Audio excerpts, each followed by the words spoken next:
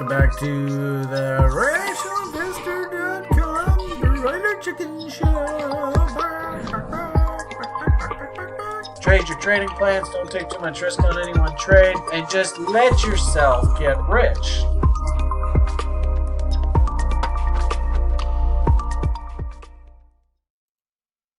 Alright, hello everybody. Welcome back to the Frivolity. I don't know whether I completely butchered that or not, but what the hell. I'm operating on my own today, so I tried my best to do it the way Chris usually does it. And if anything, it just goes to show how awesome Chris is. Because I'm sure I butchered something there. I don't know whether I got the intro. It said that the audio was running, but who knows. D-Mac over there on YouTube. Let's go. Got a grand total of 4 viewers. Woo! Brian's rocking the YouTube thing. And frankly speaking, I don't even know if this is even working or not. Let's see. I think I can load up the page here. Let's see what we got here. Oh, is this thing working? I have no idea. Oh, JB says, hey. Ooh, that all fancy schmancy. So I don't know whether I'm actually doing this correctly or not, but what the hell. I did show the disclaimer at the beginning, so all of you have been fairly warned. No lawsuits, please. Use this information at your discretion. And of course, consult your investment advisor. And I don't know, whatever the hell they call it these days. All these regulatory bodies, all they really do is they just want to make sure they cover their asses so they don't get sued.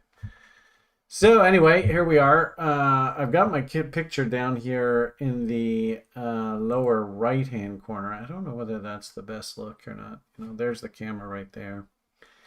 Looks like it says we have 9 people watching. Ella Varn says it's okay, is okay. All right, all okay. All right, well anyway, we'll give it a go. Give the old college try, I suppose. I'm supposed to do things like tweet this out, all that kind of stuff, but I'm not that sharp on this. And if anything, having Chris in my life, I got a little bit spoiled. Let's put in the video there. That should work. There's the Broiler Chicken Show. I think that's the right link.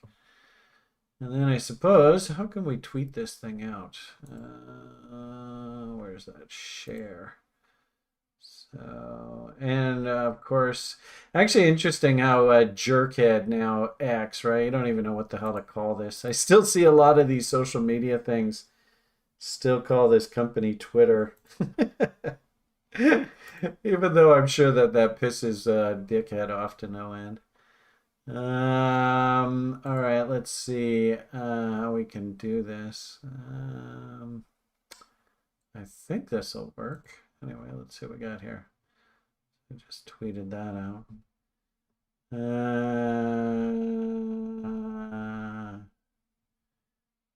All right, so anyway, that's that. Tried to put the newsletter together here this morning too. Like I said, I'm super spoiled having Chris around helping me. It looks not bad, considering that's my first go at this on my own. This is what I would ideally like to talk about generally here today. I don't know what I'm showing there on actual, and I want to make sure I've done this right. Okay, that's good. Yeah, showing this. Yes, Twitter message is okay. All right, well, cool. I've got an assistant here. Ella Vorn. That's an interesting name. Ella Vorn. Thank you for affirming that I'm not totally butchering this to no end. I have no idea how I gotta put like links and stuff to the newsletter and stuff into the video. In fact, I didn't even do anything with regard to the comments or any of that kind of stuff. So maybe when Chris gets back, he can take a boo at what I've done and maybe edit things up that I missed. Tell you, it's awfully nice having a Chris in your life, making these video productions a lot smoother. So anyway, here we are. It's about 10:39 here, and here we are, basically the last weekend of the summer. Officially, next Monday is Labor Day weekend, so I would imagine most people are going to be out doing the family picnic thing. Here in North America, if I understand correctly, I think Josh, who lives in London, was saying that tomorrow is a banking holiday for the UK. I'm not quite sure exactly how that works. And I suppose I should probably try and scooch in as much and get the microphone as close. You know, I really should have the microphone right here, right? And this is the way I should be talking to you. But I don't really like that life. So anyway. Hey, Miss Zach 1880 finally made it to a live. Way to go. I suppose anyway. Okay, so like I said, last week of August here, I'm noticing it's an awfully difficult sort of market state right now. Unfortunately, we are in the part of the markets, where at any given point in time, something is going to break because the U.S. Federal Reserve Board has been hell-bent on trying to cause something to break. That's usually their sort of mantra in life. They go too far. They do too much. They go too often. And then something breaks. And then they spend the next, probably 3 or 4 months trying to fix what's broken. And obviously to the detriment of all of us and our standard of living. Thank you very much, bankster crooks. Oligarchs, whatever you want to call them, Rothschilds, it's all the same. Nothing seems to change with this silly species.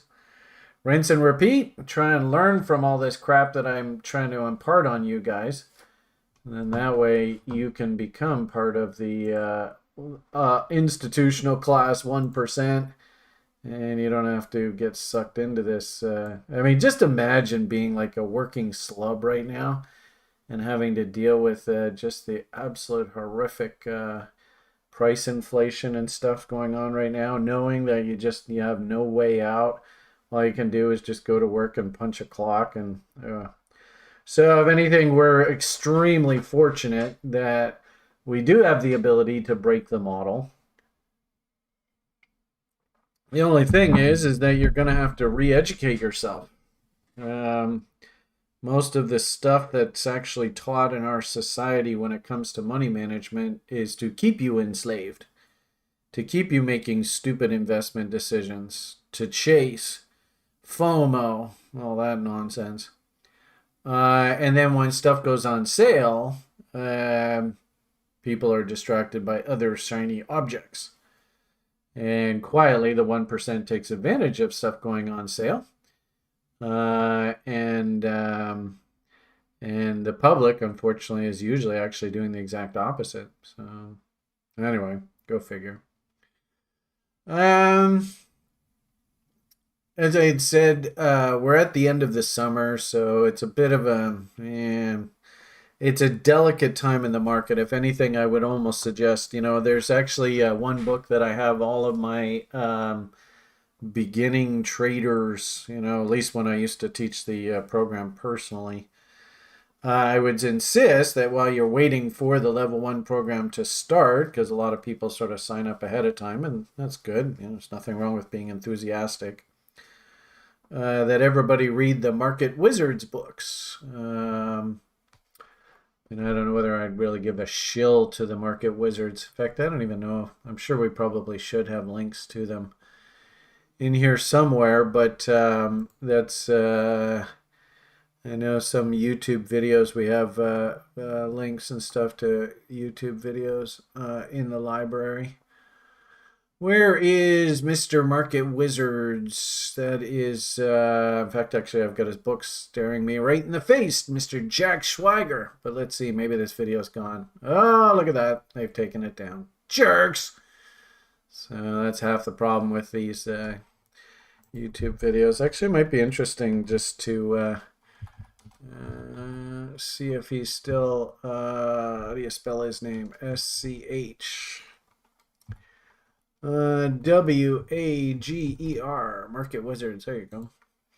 So I probably need to update that, but you can see here is the book, and oh, look at that complete audio book. Oh, you lucky ducks. Jeez, now you can actually have somebody just read it to you. I'm gonna probably, I think I want to add that to the library. That's kind of cool. I suppose we probably better not play it, or we're gonna get some like copyright ding or something like that. So anyway, point of the matter here is one of the stories in this book, which I used to, this was my Bible when I first was starting in the business. And one of the interviews, a gentleman would literally go into a brokerage house like literally every August, and he would just buy like 50 S&P 500 put options. Doesn't matter what the price was, just the middle of August, just go and buy them.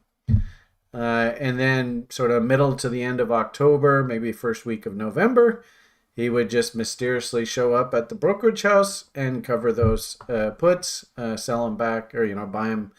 I guess he bought them, so he'd sell them in the marketplace at a nice premium and pocket the difference. Like literally every single year, like clockwork.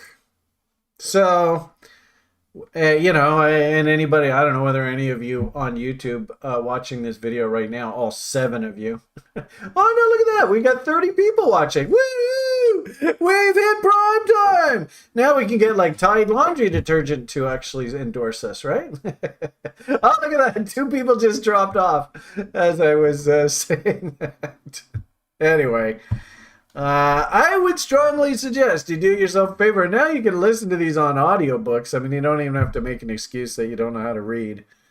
I would strongly suggest you do yourself a favor. In fact, I think he's got 3 or 4 of them, and I have all copies.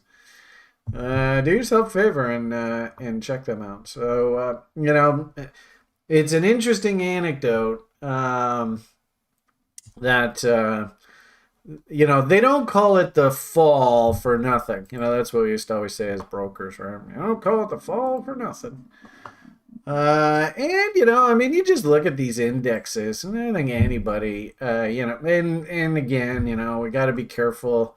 If you're talking to somebody who just doesn't know what the hell they're doing in the marketplace, maybe that's a little dangerous to have that kind of conversation, but we just look at the S&P 500 here. If anything, this is one of the chart patterns that is sort of religion to me. Would really like to see our system be spitting these kind of signals up consistently. So we're still working on that. And actually, we even got another one here just the other day. Outside downside key reversal. Very, very powerful trading signal. Actually, if I'm not mistaken, I'll just give you a quick boo at it just so you can see what it looks like. Where are we here? I'll come over to the dashboard, signaling, and actually, if I'm not mistaken, I think the system did pick up a ton of bearish key reversals there the other day. Bearish key reversals. This was pretty cool to see. I was pretty darn impressed. So this is a sign that the market, that this is working correctly. And the great part about this is you can even look at it just on sort of look at all the pretty key reversal signals. This happens to be one of the trading signaling systems that I learned a million years ago that you can come and peruse on the site. And you can see them all over Amazon.com. Uh-oh, dun, dun, dun. Cisco System, CISCO, that's the way we Cisco. Jeez, I remember him from a generation ago. He was all the rage. Nobody talks about Cisco anymore. Here's U.S. Tech's breakthrough multi-sector. Ooh, that sounds sexy. KLA Tencor, now called KLA Corporation. Semiconductors. Lam Research, another semiconductor name. Microsoft confirmed outside downside key reversal. You don't see that every day. So point of the matter here is that, gee whiz, we're getting a ton of bearish reversals. And this is exactly, look at them all. 24th. This is just one particular signaling system. And look at them all. There's the NASDAQ QQQs, right? There's Microsoft, like we were talking about. There's the S&P 500. So the point here is that's a hell of a lot of sell signals. Just be forewarned. And you can see, I mean, the proof of the pudding's in the eating. You can see the outside downside key reversal that fired here back in July, right at the top of the market. And what happened following? Kaboom! So the market's not very happy, and we're heading into, the fall. So really, I don't think anybody should be surprised. In fact, in the sort of Twitter feed, I had, I guess about maybe middle of last week, I had sort of pointed out that we are starting to get washed out. Our broader market measure, the S&P 500 breadth indicator, the fast moving average actually in oversold condition. The slow moving average just begrudgingly catching up here. So, if we actually did have some bullish news out of the market, people were feeling optimistic, and then maybe that Powell guy would come out and say, hey, we're pretty much done raising interest rates. This market is poised that if it wanted to rally, it's got the sort of green light from the indicators. Unfortunately, with all of these bearish reversals, I think that that bullish message was put on pause. In fact, about halfway through the week, we got through NVIDIA earnings, which were okay, and I don't see any breakdowns on NVIDIA. In fact, which is kind of interesting, is we actually had a bullish key reversal on NVIDIA, and it actually hit its 1.5 to 1 profit-taking objective on the earnings announcement, and then collapsed following that. So that's kind of interesting. But anyway, point here is I think this was the QQQs. Big U.S. tech index, and we even did, I think if I'm not mistaken, we did trade through that low, but we might as well confirm that. QQQ. Oof. Yeah. So we did actually trade through that low on Friday following that NVIDIA reversal. And what's also interesting about this too, remember S&P 500 had that very well-defined outside downside key reversal itself. Notice that the NASDAQ actually has a very well-defined M top. So, for all those that are trying to figure out how are you going to trade the markets, I always suggest to people the 3-step process, where first and foremost, we, just like real estate, you'll always want to ask what's a good trade location. And don't take trades that are not in good trade location, because you're really not setting yourself up for success. So here's a good example where we'll use something like chaos theory. And we're above 2.618. We could probably also do things like, what the heck are we looking at here? Pyth. We probably shouldn't be looking at this over here. Let's look at it on a real exchange. I don't even know what the Pyth is. There you go. There's the NASDAQ. Yeah, right. So we could also, 2.618. Very interesting level. Anything above up here and you start to get failure signs, not a bad idea to be thinking about short. But also too, and this is really basic, level 1 with Brian. Good old reload zones. If I was going to short something, where is it a good idea to think about shorting? And I think the answer is good old reload zones. And of course, you've heard Brian talk about one particular fib in the education program. We called it the line in the sand, 78.6. I've of late affectionately called it just simply Brian's favorite fib, the BFF. Let's not overthink this. Just keep it simple, stupid. You can easy way for you to remember this is Brian's big fat fanny. Something like that. Anyway, I mean, look at that. The double top came right in off of that level. So you tell me, is that good trade location? God damn. So, I mean, do we have trade location? Yeah. Then, we have actually old site members who built scripts on TradingView that actually make it really easy for you to understand indicator confirmation. You can see down at the bottom, we get like bullish confirmed bullish divergences, and up goes price following price structure. Here you can see we've got 3 bearish, confirmed bearish divergences. Yuck.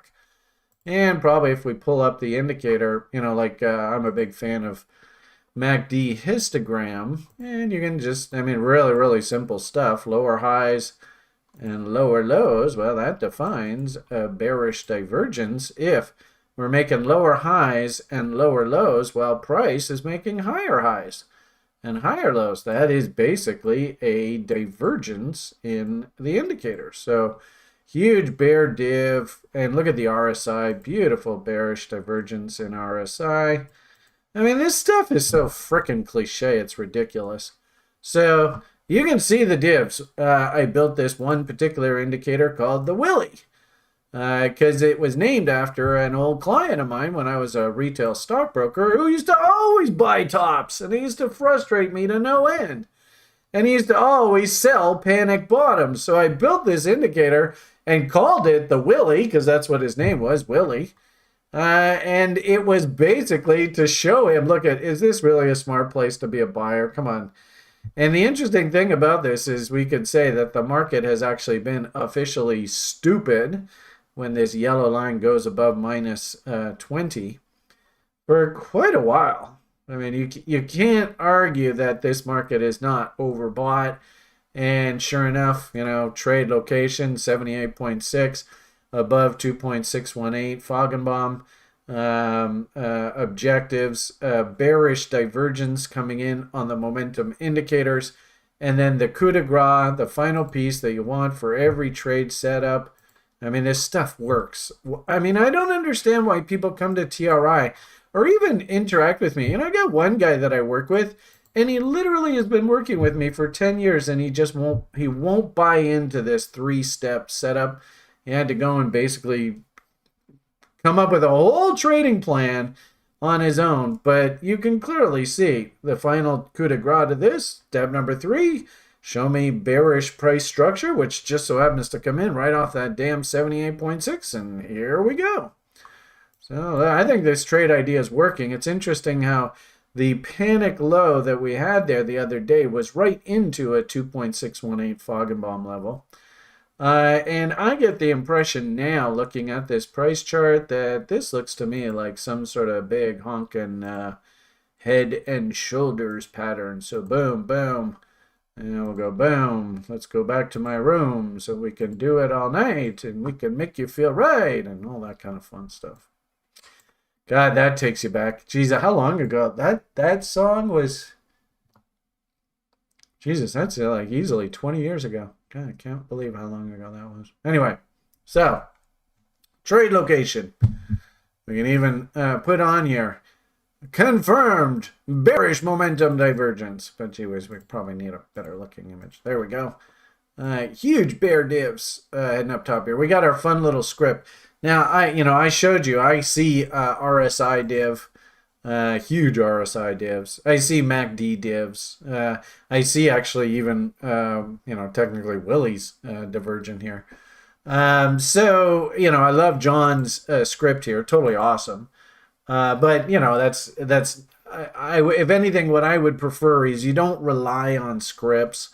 Understand what it is that is divergence. In fact, you could even say there's an OBV div working here as well. And get into the habit of being able to identify this yourself. I think that's super important. So anyway, market's breaking down, now a head and shoulders. And if this Feigenbaum is correct, and we do lose these lows, which I don't see any reason why we shouldn't, momentum here doesn't seem to be. I mean, we've got a V bottom here. There's a little bit of buying interest that came in there on Friday, so we'll see how that goes. I wonder whether a whole bunch of people saw that key reversal signal and went short, and then into the Friday options expiry, they kind of ran out of sellers, and then they bid the market back up. But I would definitely say this head and shoulders pattern, it is entirely predicated on the resolution of this one candle pattern. And if anything, that's the one reason why I really like outside downside reversal bars, is it's pretty obvious. The trade setup, and actually interestingly enough, it kind of aligns with the head and shoulders top, but I think the trade setup is just simply risking this bar. And if we can get this Q reversal algorithm trading plan that we want to get going at TRI, it would just be simply a message. Sell on a move through 361.01. And of course, we went all the way down here to 358.58 on Friday. With your stop above that, one tick above this high, 372.74. Pretty straightforward. This is a pretty fast signal. So what I would suggest is I like the idea at 1.5 to 1. You take maybe half of the position off the table. I do kind of like that if you want to say, well, Brian, you know what, I'm going to go for 4.669. Notice how that just so happens to line up mysteriously with 2 to 1 risk reward. I don't think that's an accident. Also, to notice, huge hole on the chart, just as big as a day. You could drive a truck through that. Monstrous gap there. So that, to me, seems like a perfectly realistic profit-taking objective. But the default for Q reversal signals I've found, if you consistently want to bang out wins, is you look to take partial profits at 1.5 to 1. Maybe move your stop to scratch on the remaining. Just book the win. Just keep the wheels moving. And then, if this thing does puke out, man, this has got a long, long way to go back down to realistic levels. There's the lows from back in the winter. I might even argue trend line support. This will freak all the late bulls out. I think that's a trend line support line. Notice that that's moving along with the 200 SMA, and that's going to align nicely with 4669s there. So I think that's totally doable. Our sort of keep it simple stupid WD GAN 50% rule as a profit taking objective, that is also down in that area. So I would not be surprised if this trade actually produces something like a 3 or 4 to 1 on the remaining portion of the short here. So we'll see how it goes. Only time will tell. I'd also say too, and you can see I have this horizontal line on here, this would be what they call a Wyckoff check, or basically you have market structure bottom. It's a very well-defined bottom. Even had huge bullish Q reversal signals down off of these lows. A lot of the big stocks, it's interesting that I told you that Amazon was on the system was spitting out sell signals. So where was that? Amazon. And actually Lam Research, same thing. So I'll just show you this. I think I showed you there a minute ago, but there's the Amazon signal. What was interesting about Amazon, and same thing with Lam Research, is actually AMZN, I think it is. What actually started this bull run? Well, ironically enough, the bull run last winter was initiated by Amazon key reversals to the upside. I think it was actually off a weekly chart, if I'm not mistaken. Yeah. So here is that key reversal concept just off of the weekly chart. And you can even see key reversal, oh my goodness, oh wow. So interesting on the weekly charts. We do have an inside bar failure. That is a fractal top. Probably not as powerful as a signal as we had coming off the bottom, but could we easily see, at any given point in time, of course, we're supposed to expect 38.2 retracements.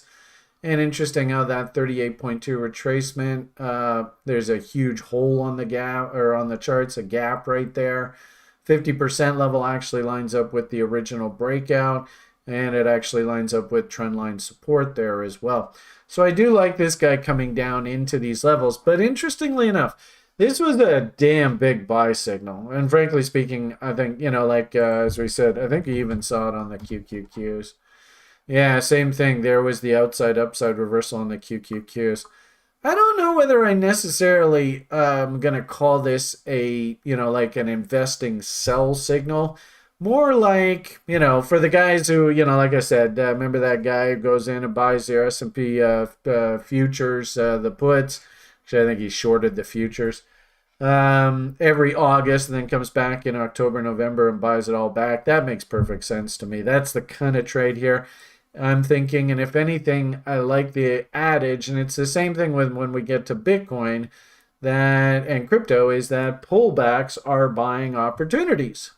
So it's not necessarily like I'm looking for the stock market to crash. The irony of it all is that when we do actually fall out of bed here and the market comes off a big chunk, and that could be a pretty precipitous move down in here, what do you think the media is going to label this big honking pullback down into 50% levels?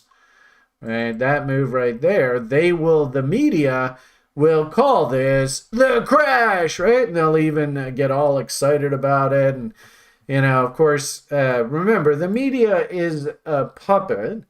And, used to be when I was a kid, they used to call the media I think it was called the fourth estate, if I'm not mistaken. It was either the fourth estate or the fifth estate. I can't remember. Anyway, and like this is back in the days of like Walter Cronkite and that kind of stuff, where actually the media and journalism was actually a reputable profession to go into. And you were trying to hold people like, remember Tricky Dick and Watergate and all that, trying to hold these clowns accountable. But the media is it's a shadow of its former self. There you go. Cotter says the fourth estate. And if anything, guys like Walter Cronkite should be just rolling over in their graves at how brutally corrupted the news media has become in our society. I mean, frankly speaking, it's pathetic. I mean, that's the only word that I can use to describe. Pathetic. Did you even see recently, Alan now is coming out and saying, now that of course he's made all his money on the fucking Tesla stock, he's actually coming out and publicly saying, it turns out global warming isn't really that big of a deal. Can you believe it? Fuck me. And frankly speaking, I agree with him.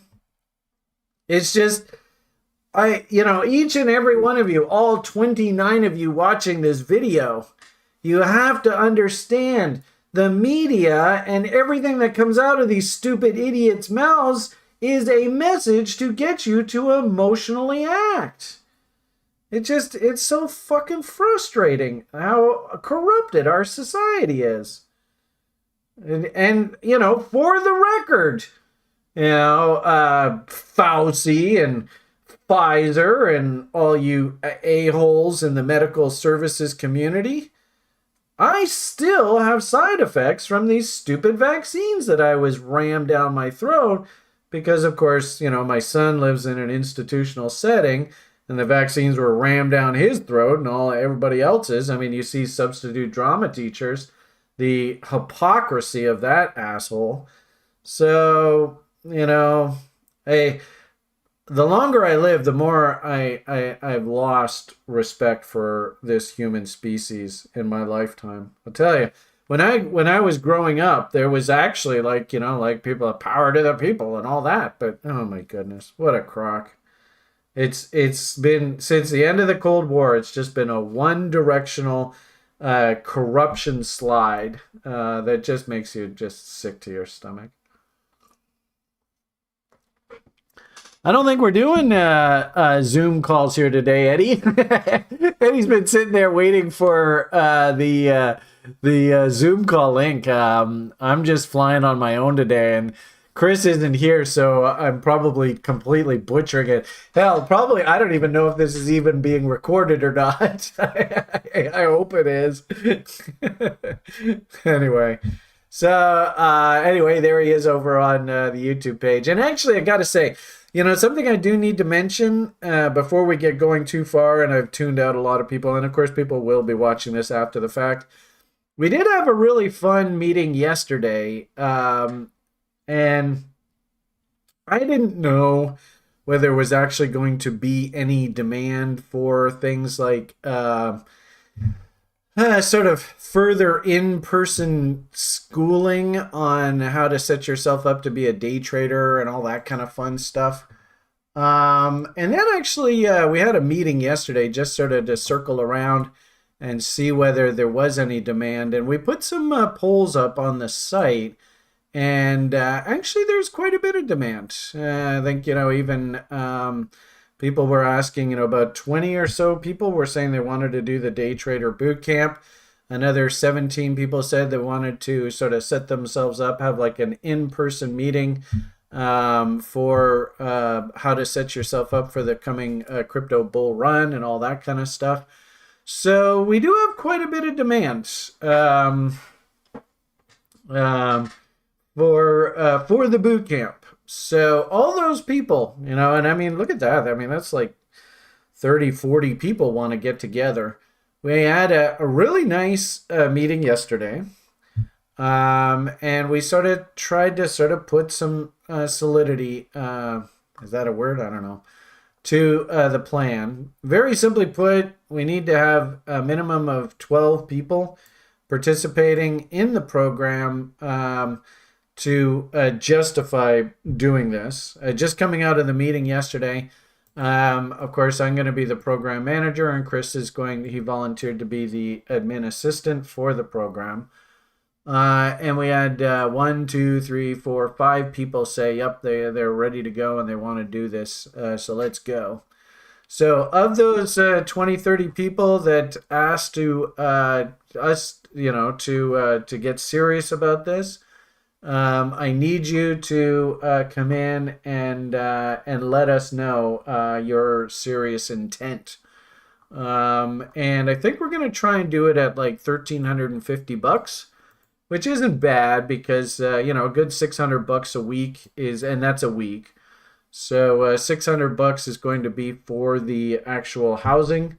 We do have a cool place picked out that's kind of interesting. In Mallorca. I think that's where we're planning on doing this.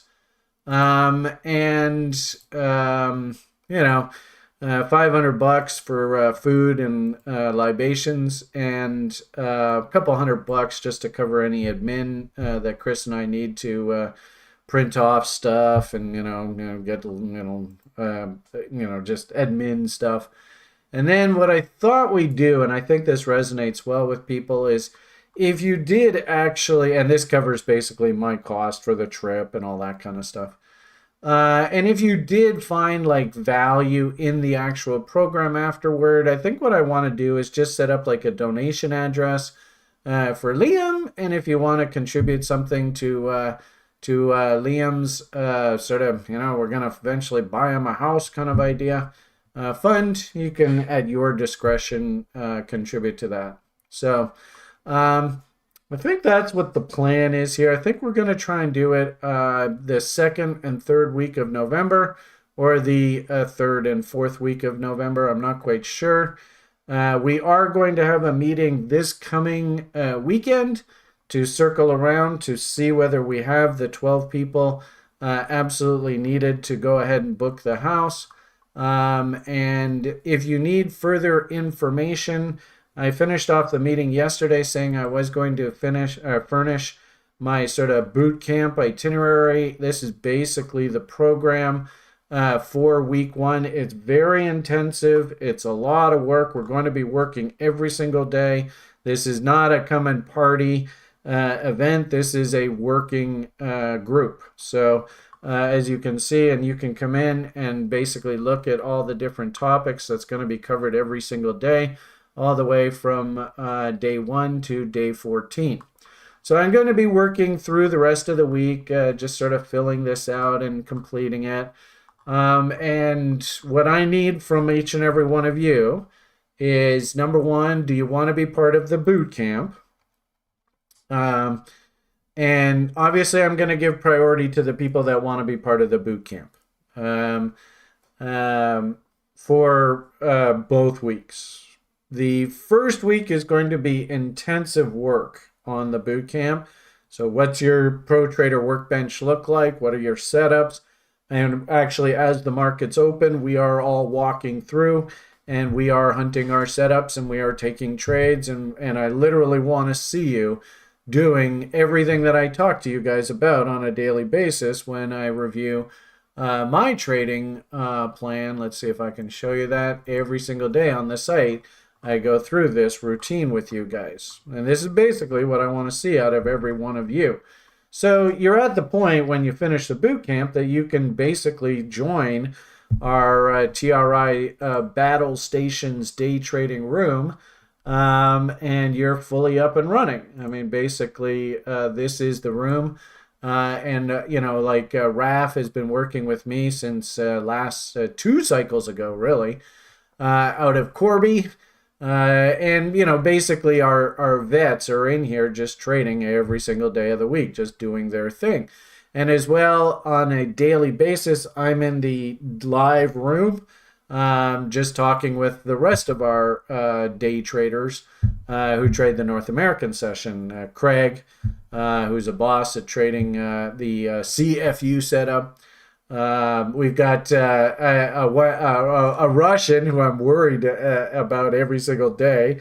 Just Ice in there on a regular basis. We've got Skedfinger, Ed out of Sacramento like a boss. Him and Adam are in there regularly.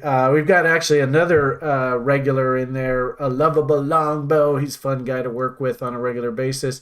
And Chris here, he trades the opening range trade setup, and of course that'll be part of the boot camp as well. Get you guys up to speed on that. So that's the whole point of that, and I needed to make reference to this because it's crunch time, folks, right? It's the end of August. If we're planning on doing this in November, I need to see and hear. Basically, we have 1, 2, 3, 4, 5, 6. Let's see if I can add 1, 2, 3, 4, 5, 6, 7 people. Once those 7 seats are locked in, then this thing's a go, and we're going to be rocking it here. So if you need to, pop on the site. If you have questions, I see some people. I know there's Adam. I knew Adam was going to be in there, and you gotta play catch up with fucking Ed. Ed's just to turn it into a badass day trader. So anyway, I know Adam's going to be in here, so there's one of the seats gone. And actually, Adam, we were waiting on you to tell us about places in Mallorca.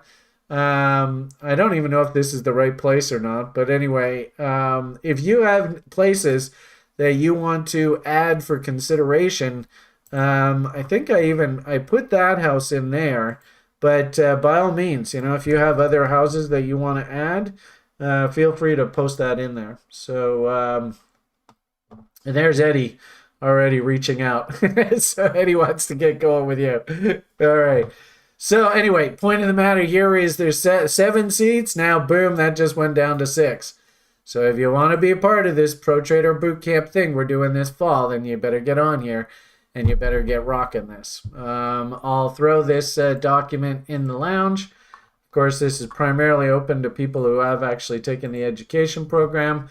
I am going to make a little bit of a leeway. Those people that have done the level 2, I'm okay with you being a part of it.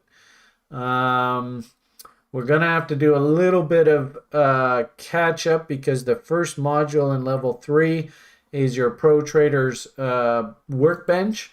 And that's, of course, a huge part of what we're going to be doing for the week, or actually 2 weeks. So I think even in this itinerary, I had pointed out that the first day that we sort of arrive, we need this to be like a Sunday, so that we basically have everybody all up and running. So first thing Monday morning, we're ready for things like the London Kill Zone. Everybody's got all their trading plans and everything ready to go, and we just hit the ground running. So anyway, if you are interested in this, please make it an effort to come out to this Saturday's meeting. So Adam, if you could try really hard, I'd appreciate it if you could make it to Saturday's meeting. And like I said, once the 12 seats are done, then we know that the program's a go. We can always add more houses and more seats and stuff down the road, but we do need a minimum of 12 to actually justify doing the program. At the same time, too, the second week that we wanted to do was the first week is going to be very intense, both morning and afternoon sessions for the day traders getting themselves set up. Lots of projects, lots of group presentations, lots of interactivity.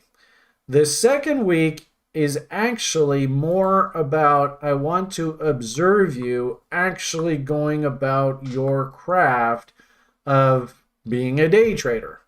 So that means, getting together with you individually. If we have a dozen people, I want to spend an hour or two with you in that second week, just talking about how things are going and actually reviewing all of your tools, all your pro workbench tools and stuff in the one-on-one. And so what I'd like to do for the second week is open the opportunity for us to also have a conversation about what's the coming crypto bull market going to look like. This is all about our things like, Benner cycle, 23 is an accumulation year. As I had said earlier, I do not consider something like this QQQ short coming out of the summer. I don't consider this like a crash scenario. If anything, and you probably have heard me talk about it, but if we do get the pullback that I'm hoping for this fall, I want to take the opportunity to get myself into companies like Intel off of the bottom end of the range. Companies like Toyota Motor Company, I want to take this opportunity to get myself in. I mean, there's my bid. Can you believe that? I mean, talk about bad luck, eh? But there's no reason why I don't want to be a Toyota Motor Company investor. And of course, you can see where reload zones are. You can see where W's are. You can see where big fat Fanny, Brian's favorite fib, line in the sands are. So, I'm probably just going to have to move my bid up here a little bit. But you can see, I'm expecting this market to come down. Actually, there's a bearish engulfing bar right there. So that in itself is a bit of a candlestick sell signal. So I'm expecting these markets to come down, but more importantly, I'm expecting to be given buying opportunities for this coming bull market. So I hope you all understand that. And again, when we circle around to Bitcoin, you'll see the same message.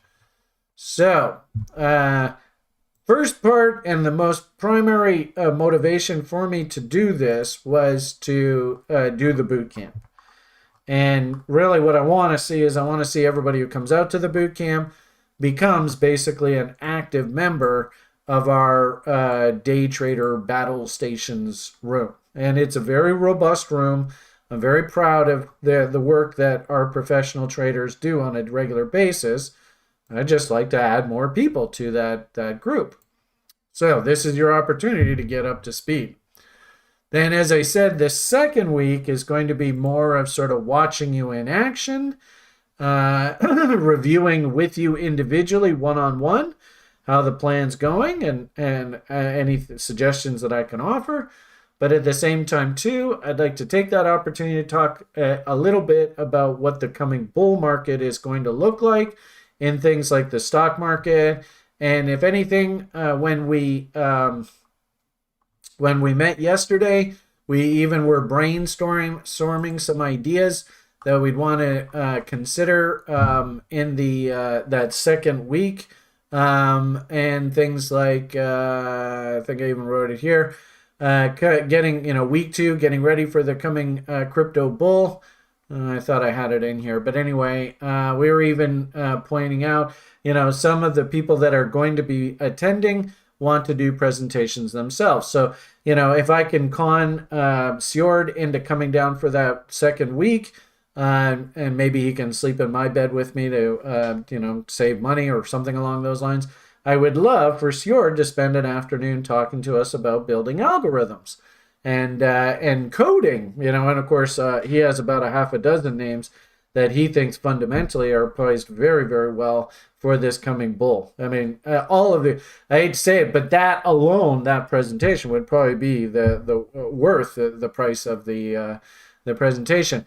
But also too, like guys like Zug, who wants to be part of the group. He wants to do a presentation one afternoon on airdrops and how to take advantage of that side of the crypto market. So this is going to be a really intense 2-week, every single day, lots of learning, lots of active participation in the market.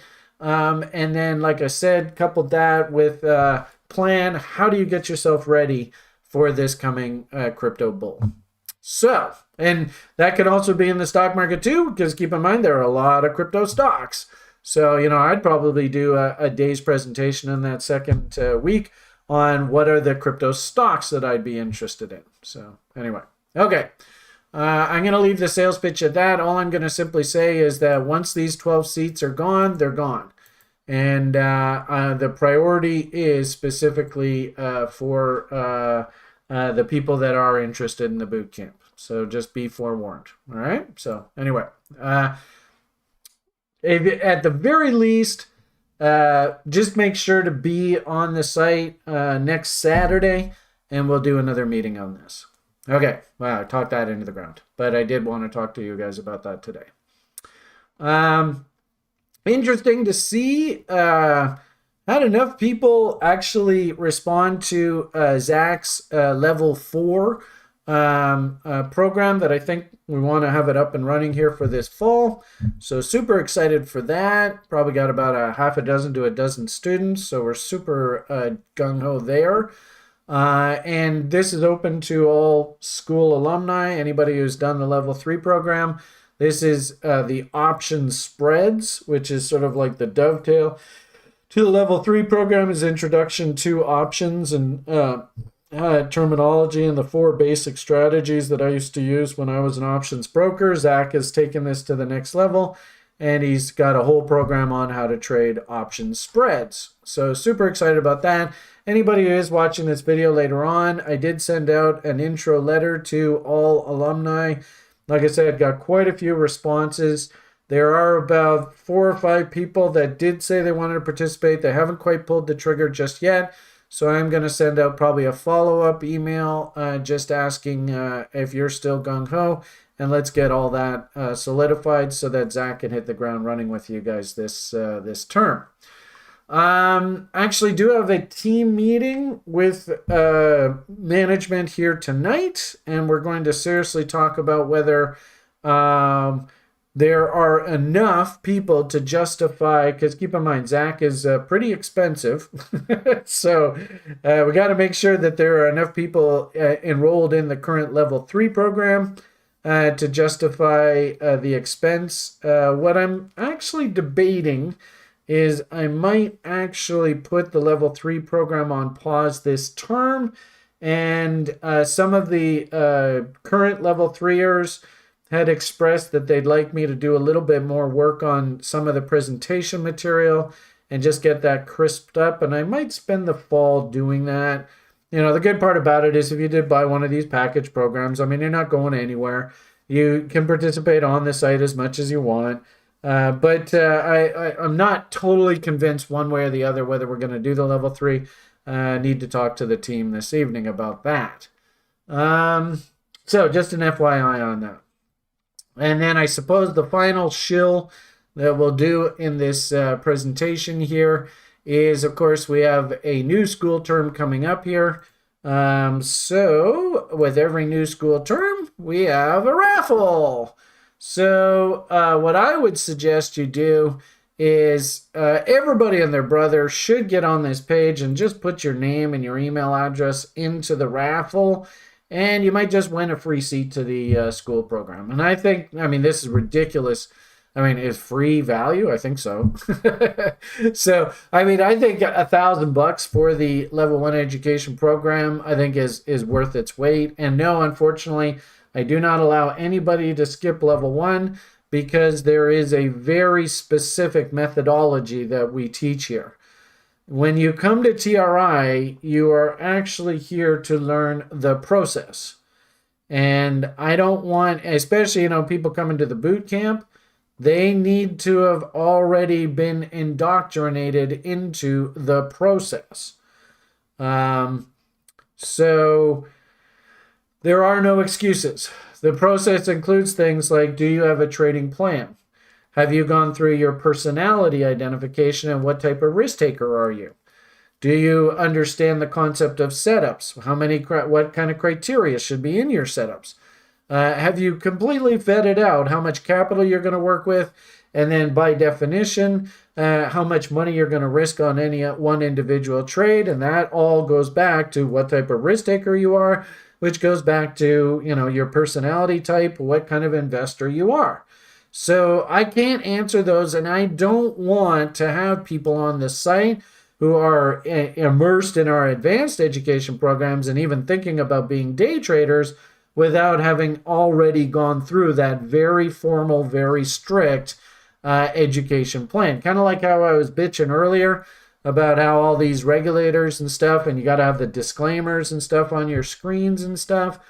I don't want people in our day trading room talking about day trading that don't understand the difference between a little old lady risk taker and a futures trader. They're apples and oranges. They're not even remotely the same type of market participant. And if you don't know the difference and clearly what type of risk taker you are, and where do you fall in that category, I don't even want to be talking to you about futures trading and leverage trading. It's just, I don't even want to have that conversation. So yeah, somebody just asked in the YouTube, can I skip level 1? And the answer, simply put, in my eyes, is no.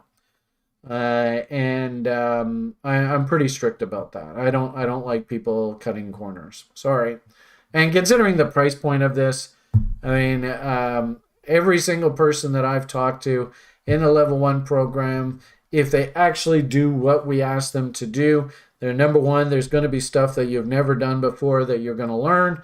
Number 2, there's going to be practices, best practices that I think are really good habit forming practices that I think every trader can benefit from.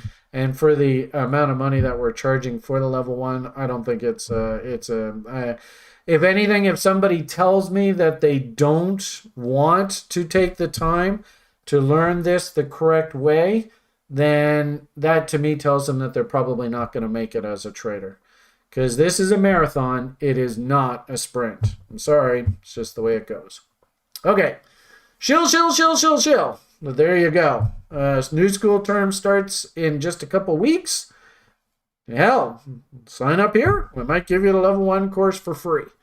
And this also is a great page just to learn a little bit about what TRI is, what some of our previous students thought about the program, working with Brian and various different staff, and then also, too, what are you actually going to get for your time and effort spent at TRI. So anyway, in the education program. Okay, let's get on with the newsletter. What time is it? It's 11:30. I only wasted about an hour of time. Hopefully you all enjoyed that. First and foremost, what the hell happened this past week? As we kind of pointed out, the S&P 500 breadth, it looks like it's trying to put in some sort of pivot turn here, but it hasn't quite yet. So we'll see how this goes. My hunch is lots of fireworks coming out of, we had big corporate earnings out of NVIDIA, which is interesting because NVIDIA and really just a basket of these sort of high-tech plays, they're really the only thing that's really driving this market substantially higher. Most other corporations that I'm hearing are suffering from chairpows, hell-bent desire to bring pain into all of our lives. That's about the best way I could describe it. Also been a little bit cautionary with you guys. We've talked about this recently, that if you have the S&P 500 breadth pointed one direction, but you have crypto breadth pointed another direction, just be careful. Because as long as this is pointing down and the market is generally negative, if you actually do get a sell signal that flashes on crypto breadth, you can find that this market can fall very hard, very fast. And that's basically what happened through this. We got a sell signal there the beginning of August, and it was just a monstrous signal. On the price charts, there was the signal, and the market just absolutely puked out. And the worst part about this was, and it's just, this is the way it is. There's not really much I can do about it, which drives me crazy. But the signal is generated fairly late in the evening, my time, and I had a very long day. I did the Coinigy shows, and the irony of it all is that in the Coinigy shows, I actually made reference to the fact that the weekly price charts were telling us, in fact, I think I even put tweets out about it and everything, that if you are a bull, you have been given very clear, unequivocal message from the market. And unfortunately, a lot of people don't really like to hear this. Where's the best place to show you this? I thought I had it open. Anyway, let's see what I got here. So on Wednesdays, I've sort of got the show with Coinigy back up and running. I have a lot of fun. The gentleman from Coinigy, Joe, you can tell that he doesn't really know a lot about technical analysis. So if anything, this is a good opportunity. We use him as sort of a guinea pig and just try and teach him the basics of TA. But anyway, on that show, I had pointed out to him that, and, to the whole audience and everybody out there, and I think on balance, this is very powerful information. I think you all should learn this at the very least. Here it was. That we actually had a very substantial bearish momentum divergence on the weekly Bitcoin price chart here. And this was, you can see, this was before price took its recent big dump there. So this was actually the day that I did the video with Joe, and we spent basically the whole broadcast saying, you know what, it's, Bitcoin's awesome. It's certainly not debating the value of Bitcoin, but, as professionals and professional risk takers and money riskers in the marketplace, it's kind of important that we acknowledge what the technical message of the market is. And ironically enough, you could even argue that really as of about sort of the May, my birthday, we all know what's supposed to happen there on my birthday, sell in May and walk away. I think you could actually make the argument that as of that point, the bulls, if you are a bull, you got to just cool your jets. And really, we have to wait for this to resolve itself. And the worst part about it was after the break, that we got even further technical breakdown here in price. So this is the break. And it was that evening, of course, our algo spits out a sell signal. I had finished the video with Joe, and it was, that's at the very end of a very long day for me, and I went and passed out on my couch in the living room, and I woke up at like 2 o'clock in the morning, and I guess I gotta go to bed. And of course, I completely missed the signal like an idiot. So it's evident, it's a really good testament that, trading algorithms is not an easy task. It means that you have to be on the ball every single day when the signal comes in, and the algo doesn't care whether you're sleepy or not. So it's ironic that this all happened, of course, right after my conversation with the public that, hey, you know what? Maybe if you're bull, just cool your jets and let's just let this thing settle down a little bit and actually even start maybe doing crazy things like spitting out W's. Imagine that before we get bullish. So we did have the algo spit out a sell signal, and it was one hell of a signal there. So hats off to anybody who actually was able to take that signal. It translated into a monstrously huge win that Brian missed, knucklehead. All right, so, and of course, in typical algo fashion, right, as soon as the market gets washed out and dumps out, well, you're probably going to start getting things like algo buy signals because everything's all oversold, and it's time to get back in on the long side. Remember, we had said that while the S&P 500 was sort of sitting there not very happy, you might get a buy signal, and the buy signal actually just translates into a sideways consolidation. You got another sell signal here, and we might, as long as the S&P is still pointing lower, and as I pointed out, oh boy, we got a lot of, I mean, if I was a guy that was heavily involved in the NASDAQ 100, and I saw this daily signal here, I'd be like, oh boy, you know what? I'm not going to touch this thing. I'm just going to leave it alone. Same thing on the S&P 500. Now we have like multiple outside downside key reversals. You don't see this very often. So, this head and shoulders, I think it confirms when we break through that low there. And actually here you can see we just draw there to there to there.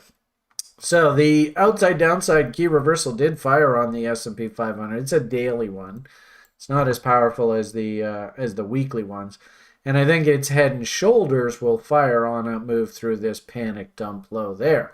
And, same thing with the QQQs. 50% of just this range there to there is all the way down here against these primary trend lines. And if I wanted to be a buyer, remember I'm saying that I think this fall is pullbacks are buying opportunities. That, the corrupted media, they're going to paint this move down into things like Mountain Man, into previous key lows, right? All these trap bears, they would love to get out. There's Brian's big fat fib sitting down there at 78.6 on the ES. They're going to paint this, whatever move this is the stock market is crashing. It's the end of capitalism. If you're public, you better get in there and sell, sell, sell. And of course, you're going to be selling right into guys like Peter Fink's buy orders. And so hopefully when you see this image, and then like I said, you see this image, you kind of just sort of see the writing on the walls. If I've done this correctly, what I really want to do is get all of you to be institutional players where you're going to be buying down markets, reload zones, Brian's big fat fib, gap levels, Wyckoff checks, blah, blah, blah, Feigenbaum extension levels, blah, blah, blah, blah, blah. And you are going to be selling up markets, 2.618 Feigenbaums, line in the sand, reload short zones, M tops, bear divs when I went on blah, blah, blah earlier. So all of you should look at this chart and go, it's just business as usual. There's nothing really new going on here. But I can absolutely guarantee you, when they do dump this market, which I think is inevitable, I find it very hard to believe why this market is actually even as strong as it is. But when they do dump this market, can you force yourself to come in on the buy side?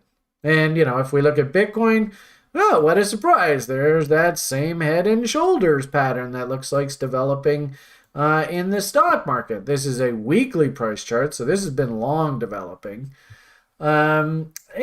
Typical head and shoulders. And actually the interesting thing is, and I've seen this happen before, where clearly this is an important level, $25,000. This is like, it's, BFRN. I call this a big, fat, round number. But this is a really important psychological level, I think, for Bitcoin as well. So I it doesn't surprise me that the market pivoted off of this 25,000 as a bottom. And, you know, if this thing had actually been nice and bullish, we should have worked our way all the way back up to this 35,000. Interesting how we did sort of poke our head into the parking garage, just nailing that 1.618 level, which is an important level for that parking garage concept. And you can see somebody just stopped this thing. And what was interesting about this rally is you notice if you look left, you hear me talk about look left lots. Notice how this was the last point before this final FTX dump. Remember that jerk? And oh, what a surprise. You know, the big dump on FTX came and basically, and actually maybe that's not the right reference. I guess this was the FTX dump over here, so my apologies. I think this was actually when Luna started to fall apart, if I'm not mistaken. Anyway, one of the nightmare moves here a year or so ago that sort of marked the meltdown lows of crypto. It's a very typical cycle behavior. So, you know, and you notice like even this, I often talk about wicks and tails. And you can see, look at the size of this wick right here. Like this wick right here and this wick right here. I mean, this would be an opportunity for YouTubers to participate. What do we call these people that all bought right in here? In these wicks and tails. That's terrible. I can't even draw. And this is really good, valuable information that you need to learn if you actually do fancy yourself a technician. Those people right there, you can see at some point, you know, this thing opened up and everybody went, oh, this is a bull, this is a bull. Better get in there, buy in there, and then, oh no, what are you doing? Oh, and then, oh, go. And then they did it again. Oh no, this is a bull, this is a bull. Oh no, what are you doing? Oh, you're going the wrong way. Ah! So who are these people right here? Trap nulls. Okay, I like that. Hey, you're the only one who answered, Andrew. Thank you. No, don't be too hard on them, Constantine. You know, I mean, they took a shot. Let's be nice. They're not TRIers, that's for sure. But yeah, we like to call them, Andrew got the answer correct. We like to call them trapped bulls. And they would love nothing more than to somehow get released from this horrible trade.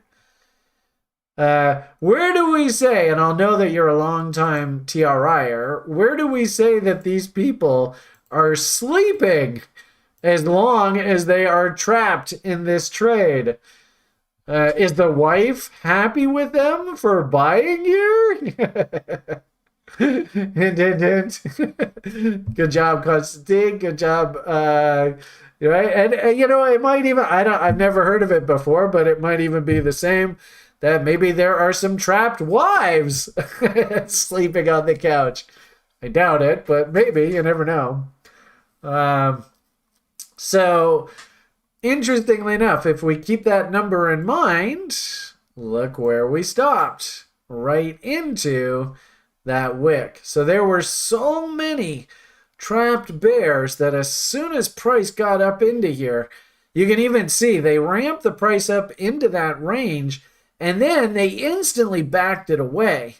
So I bet a lot of people that did buy in this area, they saw this and they went, oh, God damn, I missed it. Oh, Jesus H. Christ, I could have gotten off the couch. So the next time it got into there, they were like, okay, there's no freaking way I'm missing this now. Right? And sure enough, she faded.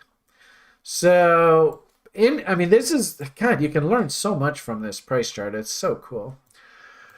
So 1.618 to 200%. I call this the parking garage, and it's basically this trading range expressed one sort of, I can almost call it like one standard deviation above. It's probably not the right terminology, but hopefully you get the idea, right? So this is a trading range, and we just express that range up top. And usually the parking garage, somewhere atop comes in, up in here. And if anything, I was a little surprised that we didn't have things like 2.618s traded to. Oh, but this fog and bomb, that surprised me. And we didn't have this 200%. which would be an inverted head and shoulders objective. It wasn't traded to, so that surprised me a little bit as well. Anyway, it is what it is. We rallied up, we failed. Notice we basically pivoted right off of that 25,000. What do we call that event? And actually, there's a very specific name. Gentleman who used to be a market reporter some 150, well, no, well, let's say 100 years ago. And let's see, I think I even have his name in here. We call it a Wyckoff check. So that pullback into this breakout level was actually a very classic market move. You can't see his name right there, but there he is. Let's see. Right there. Mr. Richard D. Wyckoff. I don't know if his second name's D or not. I know it's W.D. Gann, but anyway, Richard Wyckoff. So I think that was a pretty typical Wyckoff check. The interesting thing about this low, and you can really see it on the daily charts, is very suspicious. Market was heading lower. If you look left here, we were kind of getting in little dangerous territory. Now, we had really nice low to high trend line. Remember, we said that was a Wyckoff check level. So we came down into that level. Look left. I suppose you could argue on the daily charts we had a little bit of a traffic area that tried to support. You could even argue that there were some trap bears in this tail right here that never did get released. And we were just successfully making lower highs and lower lows. Everything was just marching along. And then all of a sudden, we just reversed violently straight up here. And, my basic, my teaching, my philosophy, my attitude was, that's a V bottom, right? Down and up, that's what a V bottom is. And straight up from those lows. To me, that is totally and completely unsustainable. And interestingly enough, at TRI, we have a rule. You notice that there's this very well-defined downtrend line here off of just this fast market structure. That top there, broke there, confirmed here. And we have a rule at TRI that this is not a buy signal until you actually get a full-fledged W on the other side of this trend line. So notice we literally blasted straight up and we came straight back down. And here we are right back down against those lows. So this is such it's such a perfect example of why I have to insist that this can't be a buy signal here until we actually get a full-fledged W over on the other side of this trend line. And it just never came in. Huge rally to new highs, and they ran out a whole bunch of stops. And, this was on, the guy's like a complete jerk. He goes on CNBC and he says, well, the reason why BlackRock exists is it's all about hope. We're trying to be good citizens. You got to be kidding me. He's the jerk that actually got all these blind idiot people in the media to ram down our throats over the past 4 or 5 years, this whole ESG nonsense. And God, it's incredible how the humans are so bloody programmable. So it turns out that a year or so ago, after he, of course, took all his profits on Tesla, and he basically got exactly what he wanted out of it, he officially comes out and says, well, you know what? BlackRock's not going to make any comment about ESG from now on. It's entirely up to local governments. What a crock of shit. Tell you, I can't believe how corrupt this damn capitalism is. It's just disgusting how corrupt these bastards are. So him to come on CNBC and go, we're all about hope. Fuck you. You're all about running the stops. And clearly he had some sort of agenda. He did not want this market to break down here because, of course, he wants to float his exchange-traded fund. So he's kept the hoopla going here just to try and, see if he can get that exchange traded fund in.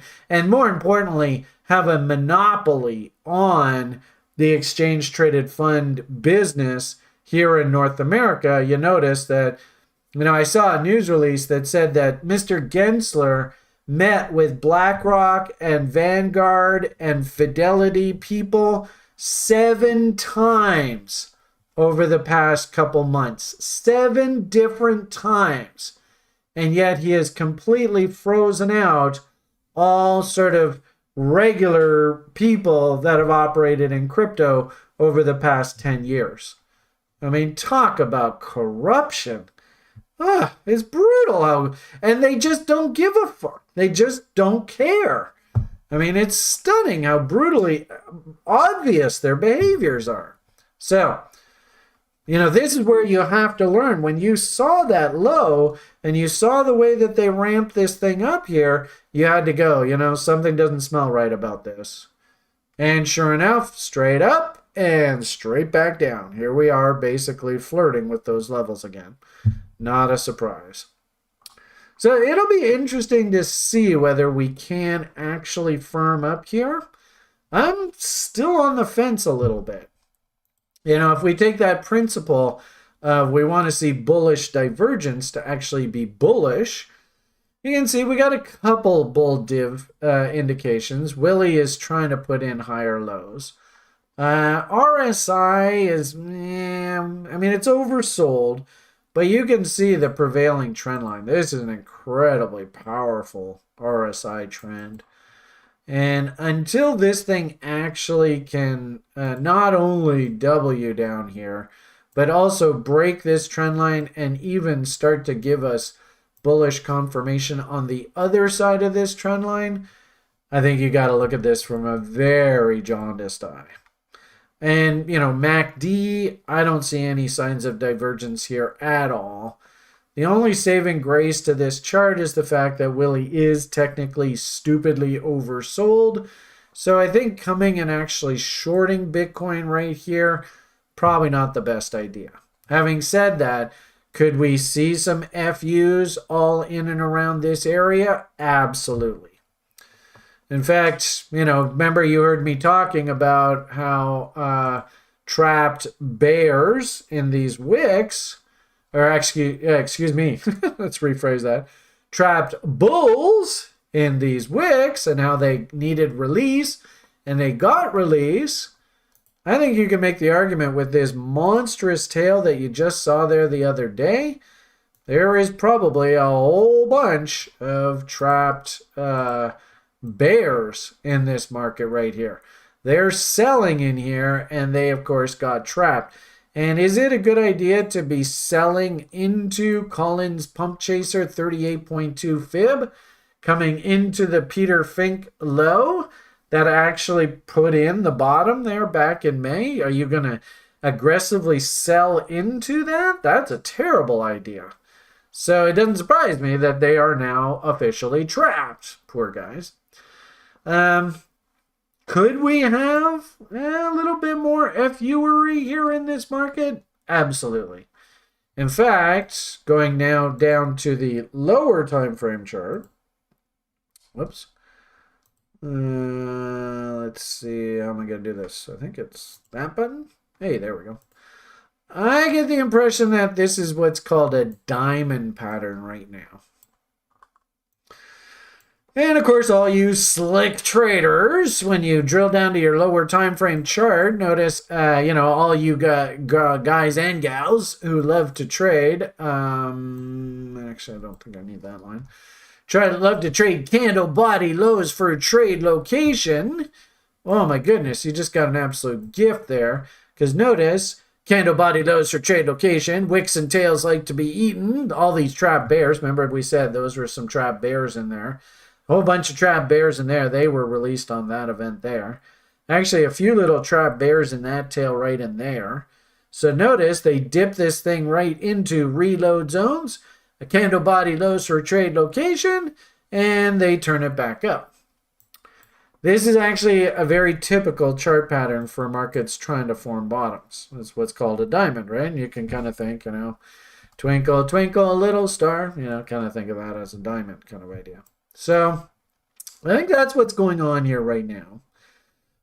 If they want to rally the market, actually, I don't really have a problem with that. I'm from Missouri, and when you see a diamond pattern like this pattern is not resolved until either A, we've traded up through the top there, or B, we have traded through the bottom of the diamond. So for the time being, all you can say is we're in a range-bound market. And that's the same thing off of the weekly chart. What do we call this? One simple candle. Everybody should know what that is. It's not rocket science. And it's interesting how this one simple candle is coming in at a very interesting apex to trendline resistance and support. That's called a doji. And of course, like we said, candle body lows for trade location. Off the weekly chart, that's a kick-ass level. Off the daily chart, that is basically Mr. Fink's low right there. Right? There is Mr. Fink's low. And also interesting, too, that if we do a fog and bomb off of this breakdown, notice that it's basically right at a fog and bomb level. So it doesn't surprise me that we're consolidating here. Algo turns back up, but just understand that algo, it can very easily roll right back over onto the sell side. That's the way algos work. So just be cognizant of that. And what I would simply say, like we showed you there just a second ago, we can probably even just do this on both time frames. Let's maybe make this a little bit bigger. Right, nice big line, and we will sync that on the charts. Sync. And we'll do the same with this line down here. And we will sync that on the charts. Something like that. Sync and layout, right? So what does that look like on your daily price chart? There's your diamond. It's pretty straightforward. And you can pretty much see now with this new low, and we've made this low, if we do actually go and turn back up and get through this high, well, that starts making a W. What's also interesting about this chart too is if you do buy into this idea that this is some sort of market symmetry kind of setup here, notice that we had, if you use this high, and of course we can all see, oh boy, are there a whole bunch of trap bulls up here again? Yep. So any kind of counter trend rally up top here, you know that the bears are going to be like, all right, the bulls are going to be like, oh, thank God, get me the hell out of there. And then also notice too, which is interesting, if we do a fib off of this recent low back up to this high, look where reload zones are. Look where Brian's favorite fib just so happens to come in. So we get a rally up into here, line in the sand. Brian's favorite fib, would it make sense, to hunt for things like divergence as we get up into here, and then maybe a nice M or a shooting star or a fractal or an empire or something like that to frame a short trade? I love it. But that's a lot of work down the road. Keep in mind, this whole pattern here took 1, 2, 3, 4, 5, 6, 7, 8, 9, 10, 11, 12, 13, 14, 15, 16, 17, 18, 19 weeks. So what is that? That's like the better part of 4 to 5 months. So far on this side, we're at 1, 2, 3, 4, 5, 6. So that's about a month and a half. We still have probably about 4 months of this pattern playing itself out in front of us. So just understand that, over the next month or two, could we very easily get a nice little dead cat bounce that would basically fill out this head and shoulders top? That's actually what I'm thinking. Candle body lows for trade location, all the sharpshooter traders, I really don't mind you thinking about coming in. Like we said, other sides of trend lines, if we actually do get a W, I think you're actually going to get a tradable trade. Probably And interesting too, you can see the top of the W here is going to be moving average resistance. You can see the moving averages all going to come down and consolidate right in here. It's also too, if we think like market symmetry, think of we had a move. Let's see how I can do this. Here to here to here to here. So this is what I think our near term has to look like. So if we maybe make this a little bit bigger, right? So what does that look like? That looks like maybe here to here to here to here. You see how that's basically symmetrical. So that's kind of what I think our near term is going to look like. Could we get a push up into these moving averages, into things like 38.2s, into the bottom of value in the near term here? I actually don't mind that. That's not a terrible idea here. And then, like we said, off of the lower time frames for the real sharpshooters, if we actually pull this apart, you can see that we have a fairly large, even if we use the Fink low there, we have a fairly large node here on the profile. And then notice, look at value way up top here. Would it make sense for us to, get some sort of dead cat bounce, green boxes, Brian's favorite fib, have we got divergences? Yeah, we got some divergences. Do we get a W in price to actually frame the risk? I think so.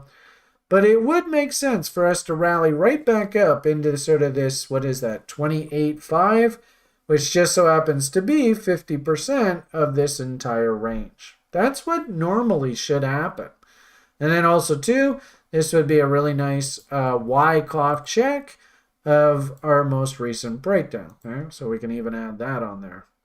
Good old Wyckoff check. Where's Wyckoff? There he is, right? Wyckoff check right against those lows. So I don't mind the idea of us counter trend rallying here a bit. We might even find that we get sort of a relief because everybody and their brother dumped the stock market. The whole market just looked like an absolute basket case coming out of that event. You might find that over the next week or so, all we do is a bit of backfilling here and just, everybody's sort of licking their wounds. My God, did you see how the market broke down there last week? And they actually do a bit of backfilling here. That wouldn't surprise me one bit. So there's sort of your backdrop of the near term. One thing that bothers me, though, and I don't think enough people are taking, in fact, actually, I put a tweet out to this effect, and I actually got some people doing the laughing memes and the, you don't know what you're talking about, Brian. And as soon as I start to see that, then that leads me to believe that people are long. And they don't want to see this happen. So they will be like, you're crazy. I think the market's going to go up and I'm going to make a fortune. So this happened to be the 2015-16 bottom. And the way that it operated into the halvening. And here is the end of the summer of 2015 where the ultimate bottom came in the market. This was the 2019 bottom. And you notice, of course, because we had this sickness, there was an even further, and I honestly believe that this even took the 1% by shock. I actually don't think that they were expecting this to happen. I've noticed that all of a sudden people are starting to talk about sickness again. And all these, I don't know what it is about BC, but a good portion of the people that have come here, I get the impression that they don't want to say anything to the local government that would make them stand out. So they act very kind of almost like, I don't have a brain. I'm not going to think. I'm just going to do exactly what I'm told. So, we're back to people are driving in their cars by themselves with masks on, which for the life of me, I can't figure out. It's just the most stupidest image. And if anything, I'm going to find somebody, I'm going to take their picture, maybe blot out their eyes so you can't really see who it is. And frankly speaking, that's the image that absolutely personifies this 2020s decade. Just mindless, moronic, not thinking for yourself, just stupid herd people. Just herd, right? They are all fucking cattle. And it sickens me how these humans, and keep in mind, I'm trying to teach all of you to think for yourself. Because remember, the institutions, they play the herd. They encourage the herd to panic. And like Michael's saying there, fear is a hell of a drug, isn't it? And that's what they use to herd the herd. And it just makes me disgusted. But at the same time, too, what you all need to understand is when they jack the herd, that's an opportunity for the smart money. It's an opportunity for you. It's just, can you break the model of being a herd person? And I don't know whether you can or not. That's the whole point of my education program. But just because I teach this and I bark it and I yell about it, that doesn't necessarily mean you're going to listen to me. Anyway, so I'm not quite sure how this is going to play out, but what I did notice was, in 2015, I remember this distinctly. People sort of got used to the fact that Bitcoin, and actually this isn't so bad. If you actually go on a site like Phoenix, if I'm not mistaken, I think they even broke this thing much, much deeper. But I like using Stamp. It's a simple proxy. But you notice reload zone tags set up a hell of a buying opportunity off of the panic low dumps. Then, of course, sickness event, I would still say reload zone buying windows were just absolute gifts. This is probably a good testament. You don't need to go and shoot all of your wad all at once. You want to stagger your purchases. It's fine. But the point here is, and I remember one guy that I used to work with on the site, he actually, I like to try and make you guys famous. And I famously tried to make him famous, pointing out that he actually stepped up and he bought into this dump, which was absolutely perfect. So here we are this go round. We know that the halving is about 6 months ahead of us. I don't know whether this particular scenario has to play out or whether it's just a nice polite move against previous lows. And then they turn it back up. But the long and short of it here is, I think, just like I said, NASDAQ coming into its buying window, Toyota Motor Company coming into its buying window. I mean, I don't want to be a buyer now. Intel coming into its buying window. Again, I don't want to be a buyer now. Exact same thing on Bitcoin. Really, almost no difference. I mean, that's the irony of it all. I don't think there's, if anything, I believe that Wall Street has fully, and I don't know whether you want to use the word corrupted. I mean, that's a pretty heavy word.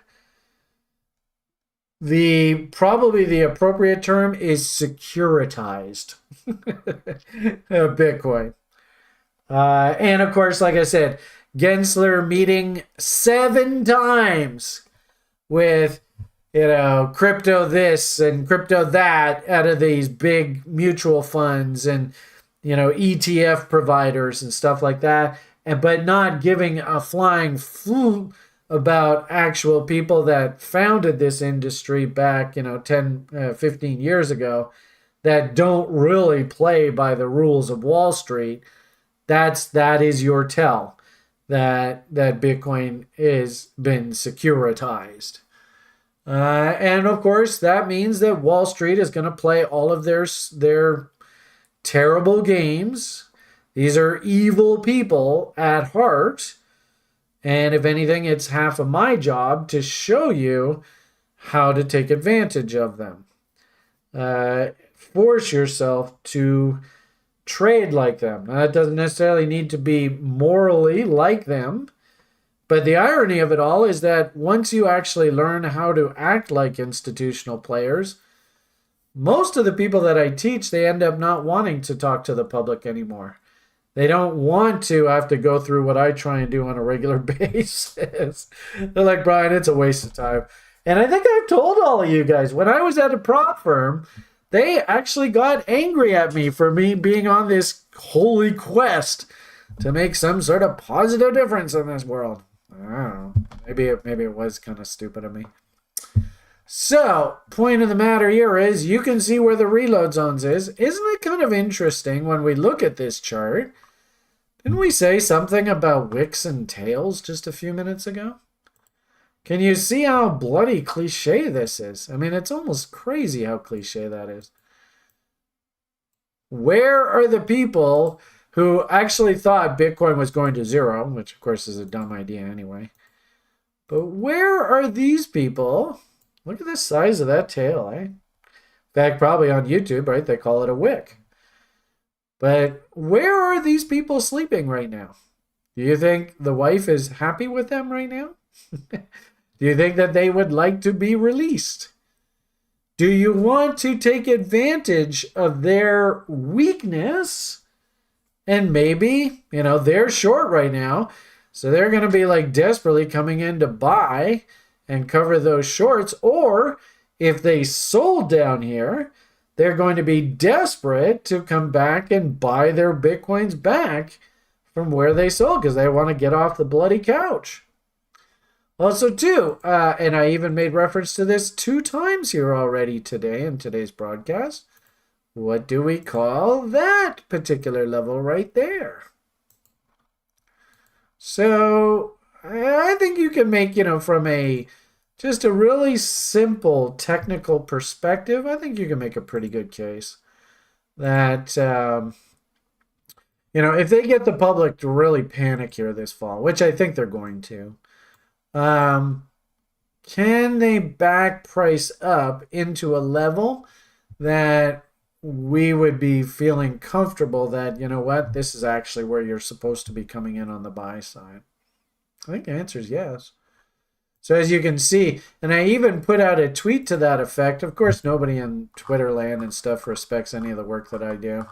So, well, no, I'm not going to say that. What I'm going to say is it's always fun to hear, some of the reaction from these people that they just don't think that this is realistic. But, this was the last cycle. And, of course, you got an absolute gift there had you had the opportunity to get long from a test of those lows.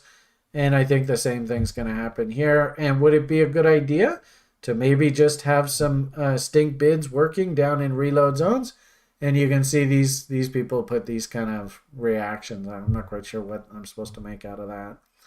But I've been playing this game so bloody long that frankly speaking, I would be surprised if this didn't happen. So I even said that, and I'm the type of guy that I actually do follow up my tweets. And I will sort of be keeping sort of a running log of how this plays out. But I even said this tweet should be really interesting to watch and see how it ages. Because my hunch is you're going to get a pretty good opportunity down in here somewhere over this next 6 months. And the question is, do you have your shit together? Are you ready, willing, and able to take advantage of that opportunity? And somebody says there, I have RLZs in the same area. Well, I hope so, because reload zone is Brian's concept. So I would hope that your reload zone and my reload zone happen to correspond. All right, so I think I talked Bitcoin into the ground there. Hopefully you have a pretty good idea what I'm thinking. Let's see. Anything else I really wanted to talk to you guys about? So, that was our sort of market comment of the week. I included that in the newsletter because I really want you guys thinking, and girls and houseplants, I really want you thinking about I have to program myself to buy down markets.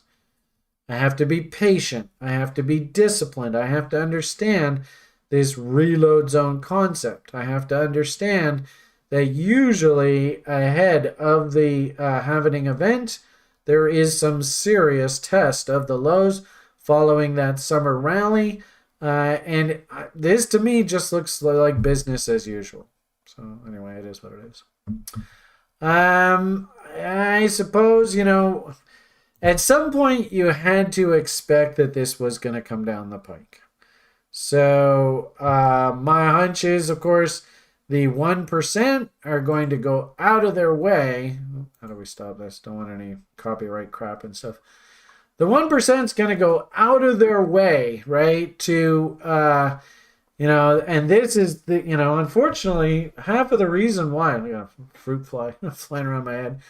Half of the reason why, these regulators can justify their existence is that they are going to be coming on and they're going to be saying that, well, these people, right, in fact, knew that they were helping hackers and fraudsters conceal the fruits of their crimes. Oh, boy. So this is how 1% justifies them slamming the market. I've said repeatedly over the years that, maybe a little bit of regulation isn't such a bad thing. It does mean, of course, that the 1%, the finks of the world, not making a reference to anyone in particular, because fink in this use of the word is the same as like what? Cheat, stealer, you fink. The fact that it happens to be the guy's name. Oh, what a coincidence. Anyway, so, I'll tell you, crypto hasn't helped itself. If anything, this is, I think, a really good anecdote of why people are Bitcoin maxis. That, that SBF guy, did he really do crypto any favors? Did Do Kwon, did he actually do crypto any favors? All of that turned out to be just one massive con job, really. Which is pretty disappointing, I'll tell you that much. So, I'm sure there are people that will come to Do Kwon's defense and say, well, no, somebody else brought him down. He wasn't a con job. He was honorable. I don't know. But I will say SBF, that's just outright criminality when he pulled off there. And, you just hear it, one person after another. From what I understand, this Celsius guy was just absolute brutal criminality. You might argue that Richard Hart guy going out and spending people's hard-earned money the way he was just absolutely insulting to the public. Because after all, everybody needs black diamonds, right? So, crypto in itself it kind of shoots itself in the foot. And, like I was a broker through the whole .com boom. And, of course, just even this most recent penny stock rally, same thing. Soon as the Fed takes the punch bowl away and they start cranking short-term interest rates up, the whole damn junior market rolls over, and then all the scandals start coming out. I remember I bought one junior stock and got a whole bunch of people to buy it, and it turns out that it was a 100% fraud, and the guy was a total crook. Yeah, that's why we have the rules of investing, and don't ever risk more than 5% of your money on any one idea. Because it doesn't matter whether it's crypto or whether it's the stock market or whether it's this get rich quick scheme or this, Ponzi kind of idea. It just seems to be a reoccurring theme in our society and these silly humans. So you have to learn from this. I know a lot of people are kind of like, well, no, that won't happen in crypto. Crypto, we're just filled with a whole bunch of nice guys. But remember, folks, there's a reason why I have this guy in my profile. This is the way that I actually look at like 90% of the world. And 90% of these humans. These humans are evil fuckers. Really disappoints me to no end. One thing I really do love about TRI is I think I've really tried to create an environment. And I asked Spirit. Spirit asked me to help. I really tried to create an environment where we have no incentive what you actually buy or sell in the marketplace. No incentive whatsoever. I don't care what you buy. You can buy what I'm buying, but hey, I bought that little penny stock that I was telling you. It was a total crime. I mean, the guy was basically a crook. I bought that penny stock and I had to go down with the ship with that fucker. I would even say don't buy what I buy. I don't care whether you buy what I'm interested or not. I mean, I'll tell you what I am buying, and I do fairly well in the market. I'm not gonna go overboard tooting my own horn. Frankly speaking, I don't really care whether you believe me or not. If you're going to take the education program, like I said, what I would prefer you do is actually just listen to the students, the actual people who have taken the education program. And like somebody just posted there on YouTube, that 5% rule saved my butt with Richard Hart. What I teach you at TRI is what's called the process. I teach you about things like divergences and momentum. I teach you about market structure. I teach you about risk management, the process. And it's incredibly valuable. And if anything, the sales pitch should come from the students who've actually learned the process and have gone on and done really, really well in the marketplace. But we have no incentive whatsoever of what you buy or sell in the marketplace. I don't care.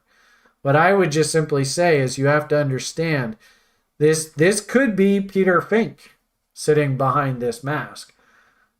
Could very easily be. I mean, it turns out we actually know exactly who he was, and now he's a convicted felon. And if I'm not mistaken, I think he even did time. He was convicted for this.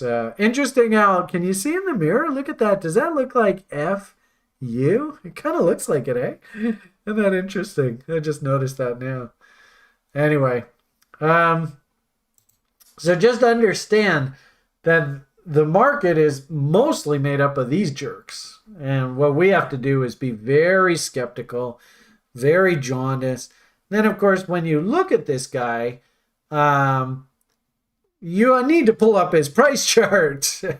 And you need to ask yourself, maybe this is his price chart. I don't know. But you need to ask yourself, well, do I really want to come in and be a buyer here? If I'm like, investing, aren't I supposed to be trying to buy down at the bottom end of trading ranges? And then when this thing does rally, if I can, sell half on a double and that kind of talk? Should I really be coming in and chasing? And the answer is an unequivocal no. No, no, no, no, no, no, no, no, no, no, no, no. So anyway, hope you got some value out of all that rant. It's interesting. We had this cute little one that came up on the screener. This is more tongue-in-cheek kind of idea. The whole crypto market was melting down, and this guy actually put in a little bit of a W. I would actually say it's still a half-decent idea, but if we did break these lows through this 200 SMA, you just got to walk away from something like this. But this was more tongue-in-cheek, because really, I can't even buy this damn thing. This is over on Trex. And of course, Trex is no longer on North America. And then what I'd also say, too, just be careful with this, is that if you actually look at it versus something like Tether's over there on Binance, you actually see that the bottom's not nearly as pretty versus like fiat versus Bitcoin. Okay, fine. But versus fiat, it's not nearly as pretty. I'd still say it's the same thing. If you really did want to take a shot, okay, fine. But if we lose these lows, you better get the hell out of there. I'm not really seeing a hell of a lot in crypto that's really got me excited. Did notice this little guy here. He's turning back up, so that's nice to see. No real new buy signals here, but he's got a little bit of so let's see whether that guy can press to new highs. And honestly, actually, I haven't really been looking too much at names because as you can see, as we go through these, very few little W's. Keep an eye on this guy. That's interesting. Looks like the bull div's trying to come in. We're down at the bottom end of the range. So can this thing go and W out here? So there's one for you to chew on. Maybe just put like a nice little alert above that high. What's that high? That high is 52.7. So there you go. Merry Christmas from Brian. We get a trade up through 52.7, and you probably got something to work with. You can see from a moving average perspective, we're probably a little bit early here, though. And of course, we're heading into the fall. So do you really want to take any chances heading into the fall? That's a tough one. So interesting to see. We got a little bit of uppy here. You can see the W's are trying to come in. Down at the bottom ends of ranges, though. I don't know. Any of you guys got, Omar says, giant W in silver. Yeah, let's see what you got over there. I always like to look at the futures charts. So where is our gold and silver? There's silver. 24.23. Oh boy. So that looks a bit expensive. That's a 4-hour chart. Let's maybe see what the we'll start maybe a daily chart. Let's see what you got here. I don't know. And I see a W there. So Wyckoff check against that level. Yeah, okay. I would probably say just eyeballing this. I noticed that that Kawasaki guy, geez, every time he opens his mouth, he's like, silver, silver, silver. Silver's the only thing known. Silver, silver, silver. I don't know. I mean, I'd just be curious. Let's see what is the cost of production for silver. What's interesting is when I was a broker back in the 90s, they used to say that silver, look at this guy here. The all-in sustained costs were about $12.30 in 2019. Oh boy. So in 4 years, has the price gone substantially higher than that level? I don't know. That's kind of asking for trouble. Marginal cost of silver and gold production runs to $17 an ounce. Not quite sure what that is. Yeah, and silver exchange is being 8.7. Remember, if you're ever going to invest in a commodity, it is absolutely critical that you try and invest at or near the cost of production. And that's one of the main reasons why I really am not too enthusiastic about buying Bitcoin right here, wherever that chart is.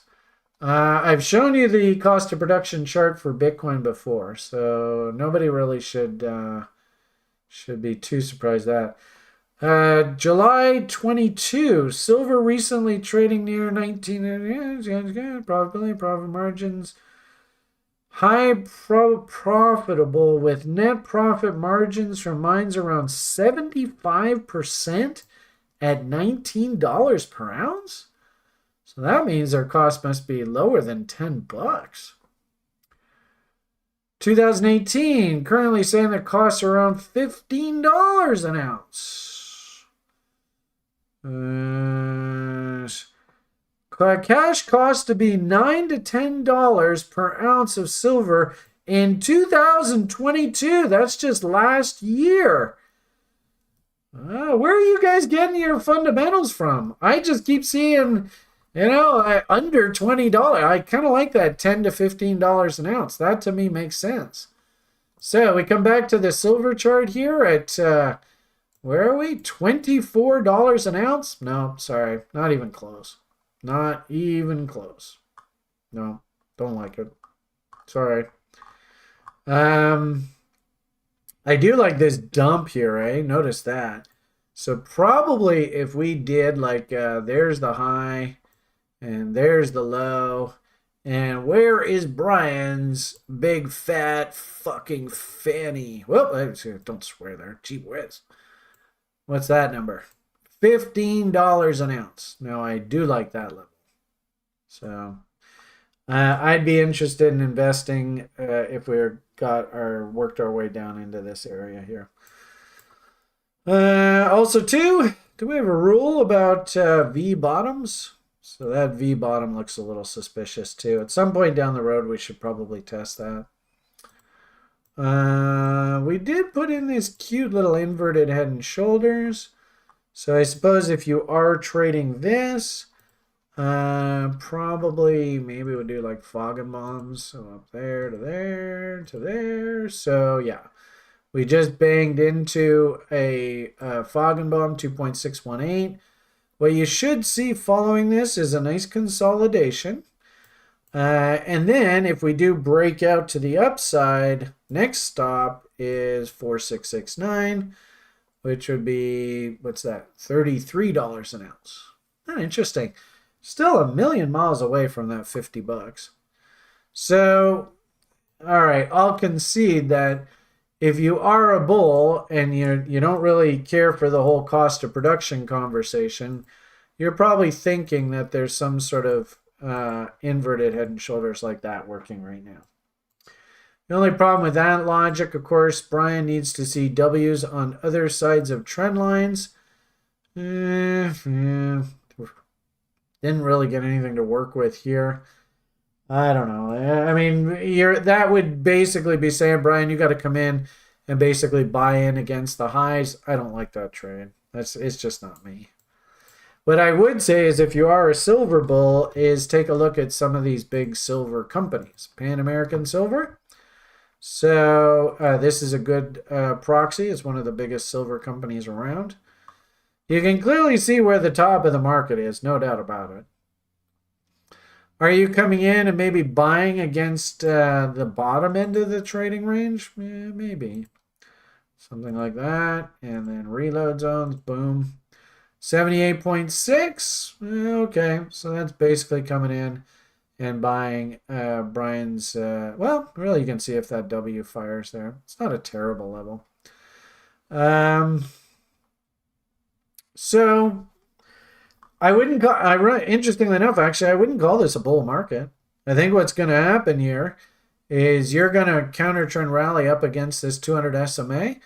And this is off the weekly chart, and that is going to be a massive brick wall of resistance. So could you make money from 15, 16 bucks, move up to $22, $23, fill in a lot of these holes on the charts? Yeah, I could see it. But I don't know whether I would consider this a new bull market or not. We could probably do things like chaos. So 2.618 is nothing more than a test of these old highs. That's assuming that we do break out here, and that's a huge assumption. My hunch is, maybe what we do is something like this, and that'll give you some objectives. 2.618, I like that, and there's your 4669 against the 200 weekly SMA. And basically coming in and filling in these holes, right? If anything, what a beautiful analogy of that outside-downside key reversal concept. Huge bearish failure there. So kind of like trap bulls and trap bears. There are some people that actually came in and bought this up market here, and they would love to get the hell out of that trade. Notice the 4669 is just going to come in against this wick right here, where there's a whole bunch of bulls, trap bulls up in there. And really, I might argue that our counter trend rally to fill in this gap here, that's going to be a huge resistance level right in there. So, maybe there's some money to be made there. But that doesn't scream new bull market. You want to know what screams bull market? Is, what the hell is that damn stock? Kamiko. CCJ, I think it is down in the States. Look at this damn thing. Now that's a bull market. Holy Shiite Muslim. So you want to be, I like the idea, and really this makes perfect sense to me because I think a lot of the world has come to the conclusion that using lithium, it's not going to cut it. I don't know whether you guys have seen what happens to countries and areas that happen to have lithium deposits. Basically, their whole society just gets turned into just an absolute shit show. The land itself turns into like a moonscape, and if it happens to be in some third world nation, then you have like basically overlords that come in and create like absolute slave labor conditions for children and seniors and stuff. It's a walking nightmare. All these rare earth mining stories. So I now one interesting thing is Toyota has actually said that they have created a solid state system that will actually make lithium as batteries for these electric cars obsolete. Man, wouldn't that be super cool? But also, too, Toyota's also said that they've got a combustion hydrogen powered power plant that they can bring to market as well. That's the reason why I'm so bullish on Toyota. But I do like the idea. Unfortunately, Fukushima kind of threw us a major wrench in the works. I get the impression that the humans have kind of forgotten about Fukushima. But I do get the distinct impression that that the world is going to start warming back up to nuclear power and building new plants and stuff like that as our solution to CO2 and all that nonsense. Can I come in and be a buyer of this uranium here? Absolutely not. Can't touch that. We're too late. You missed the party. But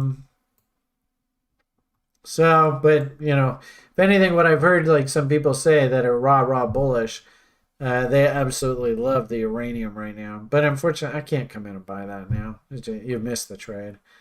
I think when we were digesting this on this site and in our secret options formula club, we were thinking maybe this was going to be a bot setup, which means that this is an AB equals CD. So that's there to there and there to there. And that means we go there to there and flip that around and boom. You should have been buying here. So you can see we're well after the fact now. You should have your stop at 50% of the anticipated move. You should have your stop at scratch now. So if this thing does pull back, you want to walk away from it. You'll start locking in profits as soon as we hit this 66%, and you should start taking profits outright up here, and that would make sense, right? Because that's right up against Brian's big fat fanny there. So there's a bull market. If you want a bull market, there's a bull market. Not overly impressed with silver. I mean, maybe we play this. I suppose you could say, well, Brian, why don't you do a bot off of this range then? So bot setup 33. Oh, we went beyond 66. So not really allowed to bot this out. What I would say is you might, if you're lucky, let's go here to here. So move to new highs up there.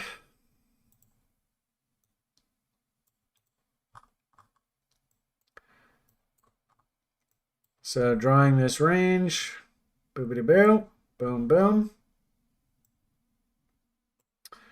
So 33, but no longer 66. So if you are bullish as silver, and it's a trend continuation trade, so, once you hit this sort of profit objectives, you better ring the damn register.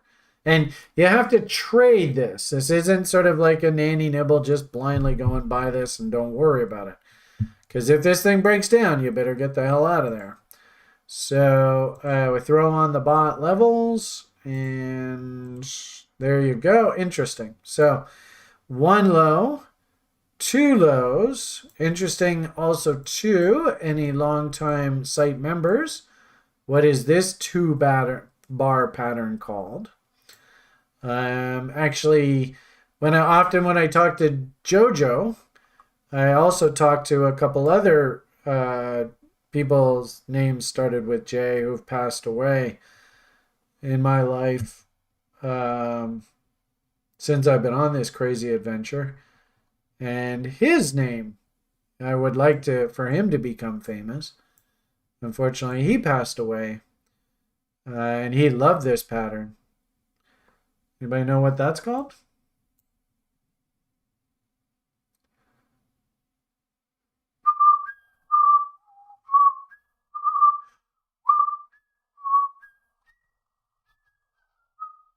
No? No one? That's too bad. Joby, I can't get these people to honor your setup. Hey, Omar got it. Anyway, so that's what we call a Joby gap. So if this does fire, this 2-bar pattern, that's actually a buy signal if we do go up through that high there. And its technical objective is the range. So from here all the way down to, we can even go all the way to there. Then clone that. Technical target will be basically a test of those previous highs. That doesn't necessarily mean that it's going to be a rip-roaring new bull market.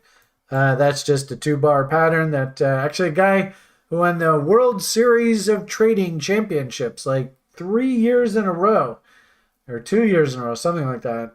He actually just traded this 2-bar setup, and that's all that he traded when he was in the competition. And he just said, well, it's a really easy setup for anybody to do. He actually traded it. It was a day trading competition. So at the beginning of every day, he just looks for stocks that are gapping higher and off of a doji, and he just takes the trade. If it trades through the doji gap high, then he just takes the trade, and away you go. And he won like the competition, like I said, 2 or 3 years in a row. He's like a trading god. So, and it's called doji gap. So anyway, you could also argue, anybody who said over on YouTube that's an inverted empire, well, you're right there as well. So, if you are a silver bull and you're like looking for, okay, I want to get long. How am I going to get long? What's the trade? I don't think this is trading at value. I certainly know the cost of production is not $24 an ounce. So you're not buying value. This is just nothing more than a pure momentum play. And if I'm not mistaken, it might be interesting just for fun to just see what the seasonalities are for silver. Are we walking into a bull market phase, or are we walking into a bear market? Be careful here. So silver, there is the silver image. Let's see if we can zoom in on this. What is that? I think that's like that. There we go. So where is silver? So you can see June. Wow, that's kind of a weird one, eh? Get kind of a funny little pocket here that goes from the end of June all the way to the middle of July. Then you notice that we have like a black hole here. And then the next sort of seasonal window that opens up is like the first or second week of December. So I guess my inkling here is if you want to trade the Joby gap, all right, fine. I won't hold it against you. But you have to understand that's a pretty damn big formation, right? So that means you're going long at 24.45, so one tick above the high here. And you see the high is 24.44. So one tick above that high, 24.45, and you have to risk to a break of 22.25. Right, so one tick below that low, which was the lowest 22.265. So just be aware of that. Yeah, caveat emptor. We're looking at a weekly chart, right? If you look at the daily chart or even like a 4-hour. All right, so what you're really saying here, here's the Joby gap. If you're a trader, you should look at this and go, well, I can see exactly where I'm supposed to be long. So there you go. 2.618 off of this M top. So you could argue, and again, also to trade location, right? Reload zones. So if you're trading this thing,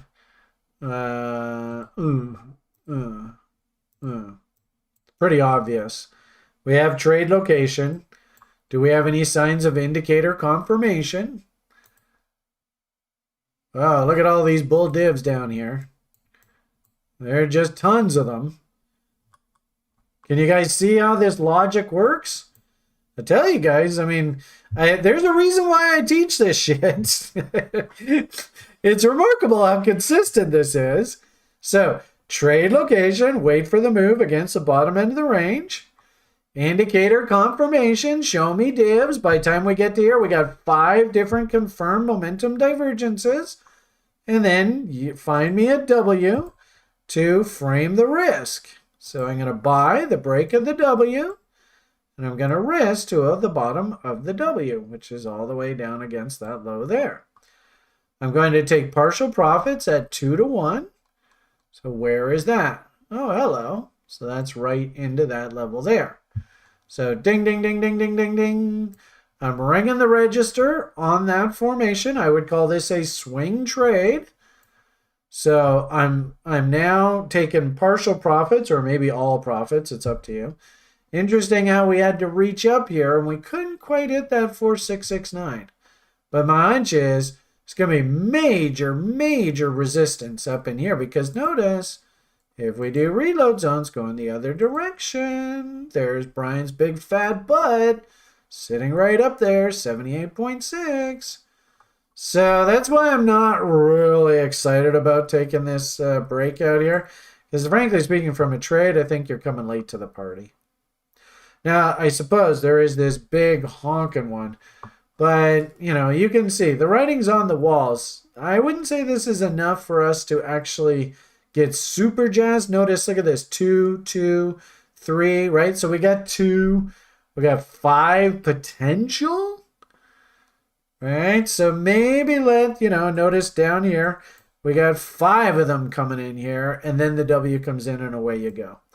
So if we pop up into here, up into these areas up top here, into this 4669, 7.88, you start seeing a whole bunch of divs all forming here, and you get an M, I'd actually be inclined to actually want to think about going short. So, all right.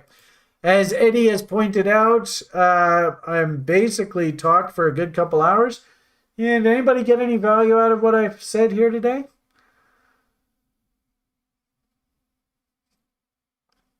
Anyone? Bueller. So, oh, that's good. One person got some value out of all this. Oh, there's 2. All right, good. Usually what we do is a Q&A session with the current students, but, Chris is away today, so I don't really have that in front of me, the Q&A document. I don't see anybody asking anything in the daily brief request room. So I think we're kind of, that's one of the reasons why I took the request to look at silver there from you guys. So we got about 5-10 minutes left here before I got to take off. So is there anything anybody wants me to look at here before we take off? I'll give you my 2 cents.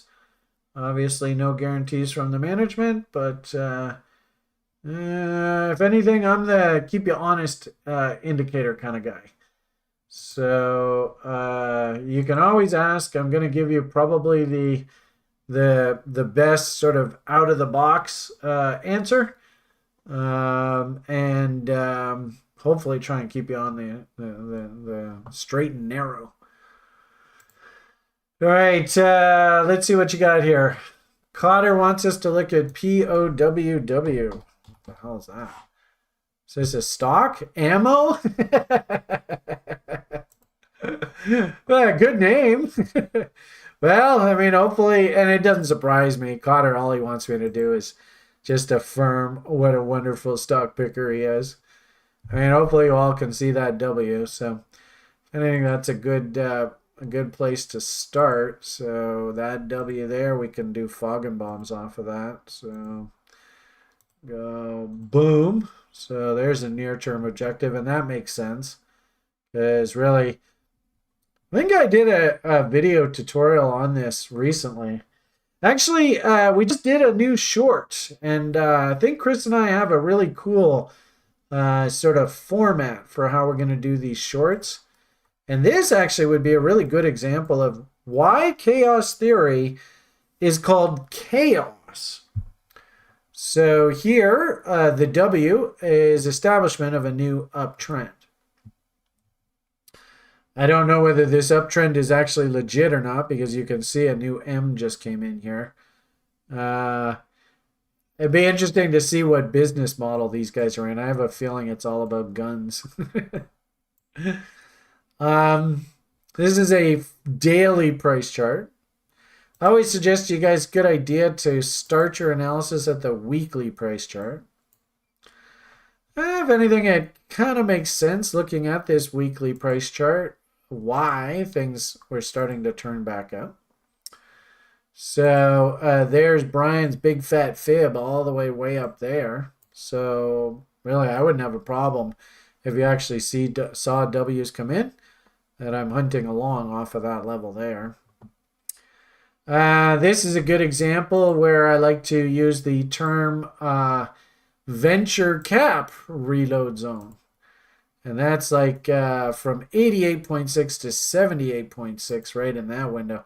And if you were like, well, Brian, I don't want to use your futures trader 78.6 to or 61.8 to 78.6 reload zone, I think, to keep myself out of as much trouble as possible, I'm going to draw all my reload zones from 78.6 to 88.6. I wouldn't hold it against you. I really wouldn't. So from that perspective, that's a pretty good looking trade location. And your little W has come in right off of 88.6. So you can't for a moment say this is shitty trade location. It's very, very good trade location. This is probably one, to be honest with you, because we are right down against these lows, that if you did buy that W, I might even say, you know what? Give the market the opportunity to pull a fuck you here. And maybe risk to a break of these lows. Down in there. So by definition, of course, that means that we're going to have to force ourselves to stick around for 2 to 1s. Or what does that mean? That means that if you did buy this level here at 2 and change, you probably ought to try and force yourself to stick around for 4 and change. Also notice too, at 2 and change, you could get a double off on this 4.669 tag. Now that's music to my ears. I love when that happens. Also too, we could probably, just looking at this range, your knee jerk, keep it simple, stupid, don't overthink this stuff. Technical objective should be 50% level. So where's that? Oh, what a coincidence. That's nothing more than a test of this very important previous market structure level. I might even say that this is a good example where Colin and his dump chasers, because this is a bear market, so we're going to chase that dump, but we're not going to short down here. We're going to wait for an appropriate bounce back into technical resistance to join the short. So at a technical upside objective for this thing, anywhere between this 490 and 590 area, I think is perfectly realistic. So this is a really good example of an asset where you could potentially get that double off coming in and buying against the bottom here, and even just risking against these lows. I think, getting your 2 to 1s here, it's not unrealistic. In fact, 2 to 1 seems to be even below 38.2 there, right? Notice there's a nice juicy price gap right at that 4669 level. Do you think that's an accident? I don't. So, I mean, it doesn't surprise me. Cotter, he's probably just like, here, I'll throw you a bone, Brian. Here's a good looking one. You might even argue that what this is actually going to try and carve out is some massive head and shoulders. So there to there. I notice we've come right back down to there. Something like that. And then, that means that we could get a rally all the way back up there. Something like that. Also, too, if we do decide to risk against these lows, that does give you the ability for them to pull some sort of FU. Like I said, we've got September, October coming up here. So this is kind of like, I would almost request that you just wait for this window to pass and then get in there and buy. Just because September historically is the absolute worst performing month in the stock market, absolutely, without a shadow of a doubt. I suppose the final thing to look at here is how many shares are out. And sort of like, what's the structure of this thing? So, what was the name of this thing? POWW. Ammo. What a name. 117. All right, it's not great. It's not really light, but it's not overly heavy either. Interesting how the price objective for the street is basically where we are now. There's a little bit of wiggle room, not much. I like the fact that the insiders own as much of the company as they do. That's a very good sign. It would be interesting to see whether they did any financings recently and where are the insiders actually long from. Did they take some of that paper down? That kind of thing. Not much debt. That's a good sign. You always like that. And so the quick ratio and current ratios are very, very strong. It's trading at 10 times price to free cash flow. So that means they're spitting out a lot of cash. I suppose if they hit on current earnings expectations, they will be. This is all under the assumption that they actually do produce. Interestingly enough, beforehand, and interesting how they have such a high PE ratio. You would like to see this a little bit higher, but they're not having to spend a lot of money to just keep the lights on. So they've got a pretty good quick ratio. And they're trading below book value. So if you add up all the assets of the company, that would actually be probably under $2. What is book value here? Isn't that interesting? Book value per share, it says is $3.14. So now why on earth is that spitting out a 0.71 number? Something doesn't make sense there. So there is a little bit of questioning I have here. I think on balance, this is the kind of thing where I might just say, you know what, let's let the September, October, November window go by. If this thing's still looking good and we're coming out of October, maybe second or third week of November, Cotter, if you could do me a favor, let's circle around and look at this again through that window, because that'll give this thing a quarter or so to get on the other side, and they're actually starting to spit out positives versus this negative. Our rule is for CanSlim stocks, we want to see quarter over quarter 25% earnings growth, and year over year 25% earnings growth. Right now, EPS this year's minus a big number, so they're still working off whatever this write-down was, and quarter over quarter still a negative number. So to me, just looking at these numbers, it looks like you're a bit early, which is fine. It's no big deal. Maybe you let this thing break out, and then on the reload zone pullback, Wyckoff checks, that's when you pull the trigger.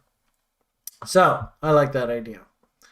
Okay, that is 102. So I think, number one, hopefully I spoke to our newsletter. And you feel like, by all means, I did already post it to the library. So any site members that want it, you can get it in the library. Also, too, the link right here, it should be, I don't know whether Chris has included this particular newsletter in the video for today, but I did try these links out and they do work. You can see today is 27th. And this URL, it stays the same on all of them. So if you want to sign up and get this in your email, I think you should be good to go there. So no big deal there. Then, as I said, we have a new school term starting up. If you can, would love for you to participate. Maybe just put your name and email. Maybe we can give you a seat for free. And then finally, for those people that are interested in the in-person live event that we're proposing this fall, which is something brand new. Oh, look at that. Somebody already took another seat. Boom, another seat's gone. So just remember, once we hit 14, we go live. So bottom line here is this is a live event that you're going to be working within a group of people, all working on the same sort of plan, trying to be the best day trader as possible. If you need more information about what the itinerary is going to look like, keep in mind this is a working group, so it's not touristy. It's not just go and have fun with crop. This is going to be work. Check out this document, and it'll give you a better idea of what it is we're thinking about doing, and I'll be updating that through the week. So, okay, and I need, for people who are very serious about this, I need for you to come to next weekend's meeting, or at the very least, and I do see some people posting, pop into the Pro Trader Bootcamp. There's Eddie, of course, so he's probably going to be our quarterback. And there you go. Somebody's asking what the ICT day trading setup is. So why don't you participate, and we'll teach you in person, mind you. I think actually that's more like Johnny Salmon and Raph. They love that ICT guy. I'm not real. I think I like his setup. I think it's okay. It's just another setup. I kind of lost faith in that guy. That was about 10 years ago. Maybe he's matured now. I don't know. When he was like waving around a gun on social media, freaking people out. And it was just like, holy shit, this guy's crazy. So, I'm a parent. So, I'm in my 50s, right? Those kind of days are long over for me. I don't have any ego in this. Ironically enough, you guys know exactly why I'm doing all of this. It's everything about JoJo. And actually, what I'm thinking about doing, I might even just do this. I was going to sign up for this recently. I think it's like $50 or something to sign up for Top Step. I used to be funded with these guys years ago. I haven't done one of these things in a while. But if we are going to do the Pro Trader Bootcamp, then I thought, what the hell? I might as well just go and get refunded with Top Step and, get them all, thinking wonderfully of me and all that kind of stuff. And then you guys can think maybe it's worthwhile listening to this guy. Anyway, so a bunch of people at TRI have actually gone on and been funded at Top Step. I don't get any remuneration. You'd think at the very least I'd have a referral code for all the bloody people that I've sent to them. And like I said, Ed, he just recently got funded with them. I send a lot of people to these guys, but I don't really care about that stuff. So, all right, I think I'm going to try and stop talking now. I've given you all the shills. Hopefully you guys felt like you got some good value out of all this. PMA for the win. Slow and steady wins the race. Don't take no wooden nickels. You know what your number one job is as a trader. All the best, and bye for